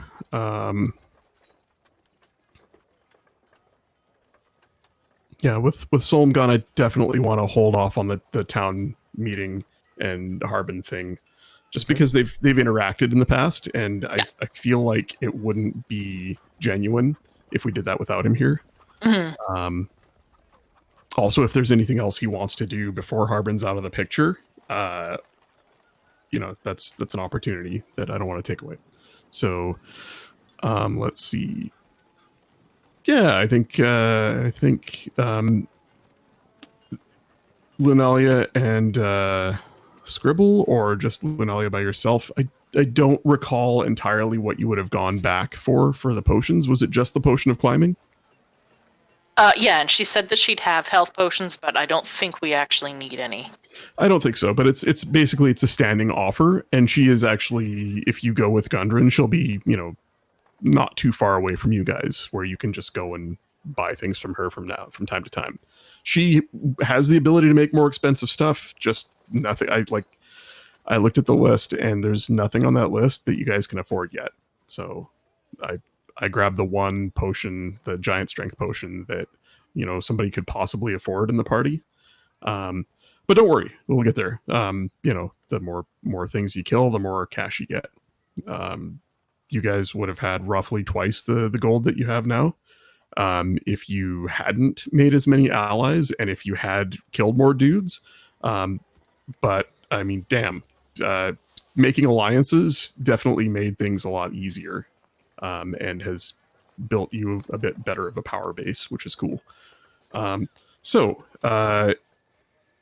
you get those things or you get the potion from her, and Which I would then give to Deebs. okay. So Deebs, if you want to add a potion of climbing, to your thank equipment, you. just click manage Welcome. equipment and just type it into the search filter there under add items. Got it. And Noro and Scribble, I'm assuming you guys have already added Cloak of Protection and Cloak of Appearances. Yeah, I added it. Okay. And then Noro, don't forget to actually equip yours. Well, both of you guys, click the active box, and then Noro, you'll want to actually attune it way down in your equipment list and adding it as an attuned item. Ahead of you. Cool. Thank You should see your AC go up when you do that. And you should see all of your saving throws go up as well. Plus Okay. 9 everything, armor class plus 9 as well. Just Plus kidding. 9. Just kidding. Plus All right, 1. Well, now Lenine has two things to collect from you: more money and your soul. That evening, you guys find yourselves around your usual table at the inn. It's been 3 days. You've seen the couple of the red brands come back. You've seen the result of some of the rumor mongering that Darren's done. Scribble, you've seen a somewhat tenuous alliance formed between the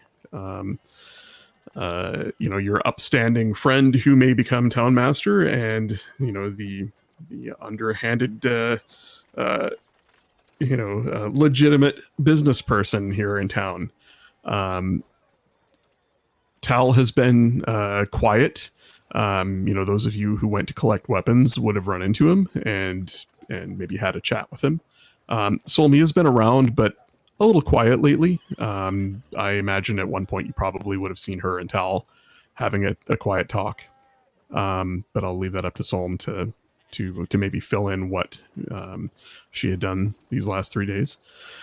And as you all gather around a table for an evening meal, Toblin checks in with you all and says, look, your friend there, Gundren, the dwarf, he's paid up for your rooms for these past few days, but word has it there are people coming through, a couple merchants and whatnot. Folks are expecting visitors, and we might need some rooms here. I was wondering if you folks were planning on staying much longer, or if I might have some rooms open up. I mean, a coin's coin either way, but I just need to be prepared to turn folk away if that's the case, or maybe find them lodging in some local barns.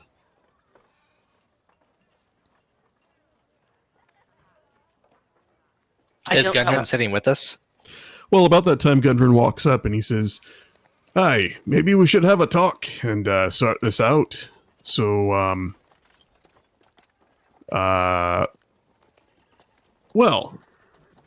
you folk have had some time to think about it, and I'd like to extend the offer after having spoken to Ulrich. He seems pretty well set on his intent to stay here for a while. I'd like to extend the offer for you to join my expedition, officially this time. On a wage, to be negotiated. I expect it'll be a couple weeks, maybe a month. Some travel. We meet up with my brothers up the way. And once there, we'll figure out how far they've gone. I don't expect any hard work from you other than to watch our backs, maybe help do a little scouting around the area, and help out around camp. When we get into the laborious job of digging out this mine, we'll have a crew. I've already made arrangements. So what say you? I'd be leaving in 2 more days. Give you some time to get your affairs in order and come take along. What you think? I'm in. I can't speak for the rest, but I am in. I guess I let Scribble know about the map. The map. That you let him have it? Yeah. I guess I would ask Gendron, how far are we or, going? Like you let him know beforehand, or you just say it in front of everybody that I gave him the map? No. Beforehand. Okay. So Scribble, you know that he's given Gundren the fake map.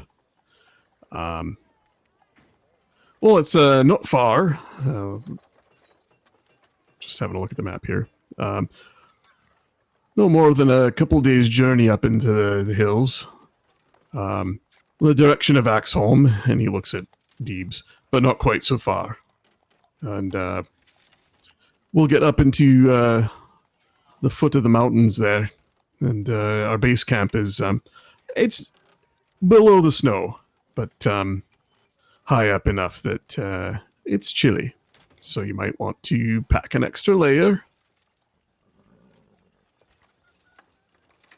And this wouldn't be the direction of where Lenine was expecting her people, because they're north and east, right? That's correct. They would be up. Somewhere. I'm clicking on the map here. Somewhere up the Edelwein Valley. Oh, along the main sort of road. Yeah. Like if you cut from Phandalin right up to the Low Valley Road, you could make it all the way up the Colwyn Vale in a matter of 2-3 days. Where you'd basically be scouting that road, looking for signs of, a broken down wagon or, wreckage or a camp or something.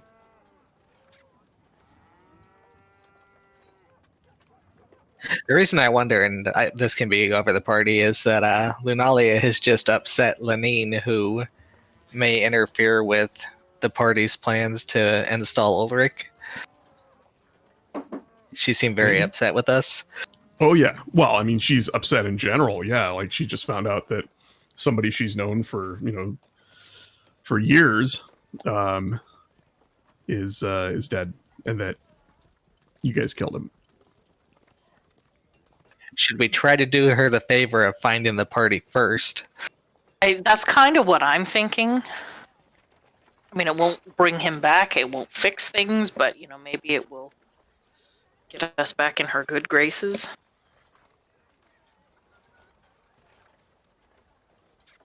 Yeah. I mean, we just didn't kill him for fun. We explained he was, possessed, but... Yeah, and he kind of fried us. I mean, but how long is that going to take us away from... I mean, that could be days and days. Well, that's why I was wondering how long that would take. Yeah. If we would be able to complete that, possibly, and then... You're looking at about there and back, you're looking at 1 to 2 weeks. It is not entirely pressing that you do that, and neither is what Gundren's doing. Gundren obviously needs some protection. He's not just going to go wander off into the hills himself, even though he knows where he's going. But, if you guys told him, sorry, we can't go with you, and Ulrich's not really ready to go either, he wouldn't have much of a choice but to wait and try and hire somebody else. We know that his brothers are out there somewhere. Do they have a group with them, or is it just the two brothers? Yeah, so he would tell you they have a small group with them. They have, a few hired hands. At least the last time he saw them, they had a few hired hands to help out around camp. So they had somebody who was good at scouting, and they had a couple of just camp hands and a bit of hired muscle, and that was it so far. I mean, my concern is that we get him all the way to where he needs to go, only to find out that we've got to wait because they need to blow open the entrance, or they need to, you know what I mean? Like, it's going to take weeks to get into it. Well, and what he tells you is that he's rounded up some miners that are standing by to join them once they get into, once they figure out where they're at. But he hasn't heard from his brothers, so he's got to go find them and see where they're at. Are we ready to dig? Have they already started digging? Then they go hire guys in his absence? He's not sure. Yeah, so I mean, maybe what one of the choices could be then is to, take him, escort him to where he needs to go, see what the situation is, and if it's, we've got to take some time to figure out where we're going to start looking for the opening or whatever, and then, we leave him in the capable hands of his brothers and the crew that's there while we go off and work on something else, That's entirely a possibility. If you want to discuss that with him, he'd totally be all over that. I mean, he would say that, I'm not gonna lie, I would prefer to have you with me, but if you had other things to take care of, I would imagine once we got to the camp, I'd be safe enough. And I'm not really relying on any of you for anything progress-wise other than what the big man gave me. So, we could do without you.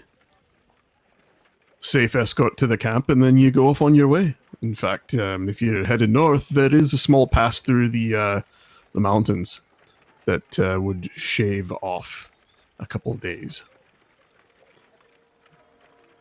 Basically, it's just like, I know that there's other right things around here. There's a narrow mountain pass you could take that would keep you from having to go all the way back west and around. All right, well that changes things then. Yeah, I was looking at going all the way back in and around. Yeah. Or Deeps, you could just go stop by Axholm and tempting. Yeah, because ring the there's doorbell and run. There's like 4 different things on the table. There's Axholm and Deebs' spirit and figuring out what's going on there. There's taking the dwarf to his brothers for the mining operation. There's going after Lenine's crew. And, there was something else that was happening east, and I can't remember what it was. Paramon disappeared into the east. Mm-hmm. Something else was going on in the east. I can't remember what it was. Those were the big things. The dragon. The last time anybody thought they may have seen the dragon, it was off to the. I mean, it was from town, but it was east of town. You imagine in the skies off this way. All right. So, I mean, those are the only big things on the table that I can think of right now. I mean, unless anyone has other things they want to do. I don't know if this is giving anything away, but one of the 2 adventure modules I've combined into what you guys are playing is called the Dragon of Icespire Peak, and there is an Icespire Peak on the map. So I'm just saying, just throwing that out there. This guy. Maybe a different dragon, maybe not. I haven't really decided, but... Oh, boy. Well... With the pass through the mountain there, I think it just makes sense then for us to lead them to the camp, let them get settled, and then go and look for Lenine's shipmen and people. I think that just makes sense. I think, I know Deebs wants to get to Axholm, but... I'm fine. I'm in no rush. No, but what I'm saying is, if they're already dead, you know what I mean? How dare you? There's not going to be a big rush. I have... Cold as ice! I'm very much looking forward to Axholm, and there is no way that you will, if you go right now or if you go 10 levels from now, I promise you it will scale with you so that it's challenging and rewarding at the same time. I'm not concerned about that. I love exploring dwarven forge holds, especially old abandoned ones where many things have happened. Tasty. Yeah, it's just that seems like a bigger sort of thing. That and the whole mining with the map seem like the two bigger sort of things, where the other couple of things kind of seem smaller. So Yeah. maybe we save Axholm for a while. Maybe it's related. Maybe it's related to Hummer's map and It could you know, mine. very well be. I have no idea.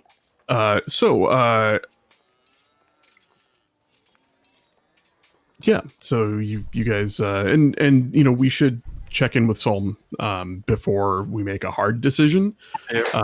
But I kind of wanted to get this on the table so you guys are thinking about it, and you know, in case he's not watching this or doesn't get a chance to watch this, I'll shoot him a message as well so that he's got some things to think about in case he has a differing opinion and you guys want to have a chat about it between sessions.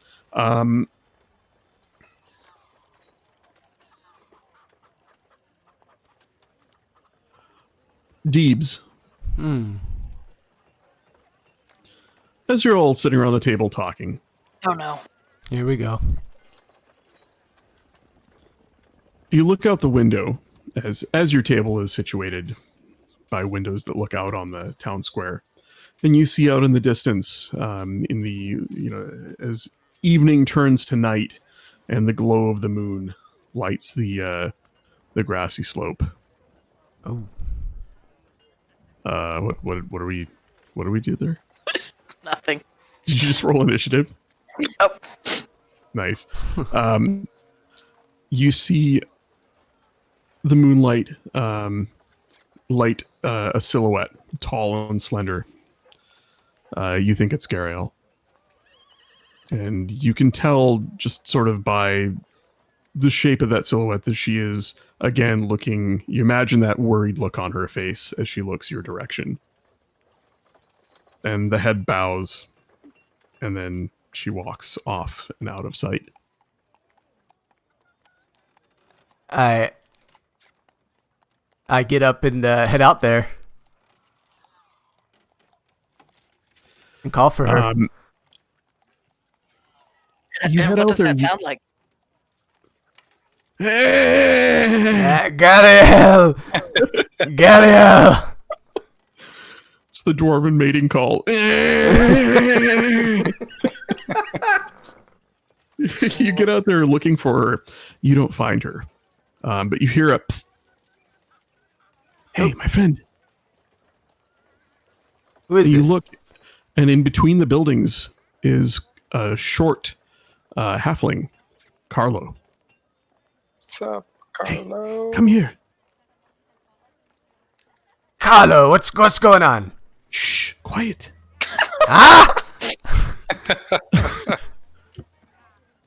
Come here. All right. I head over to him. It's good to see you. I came back to town with the others, but I have no intent of joining their militia.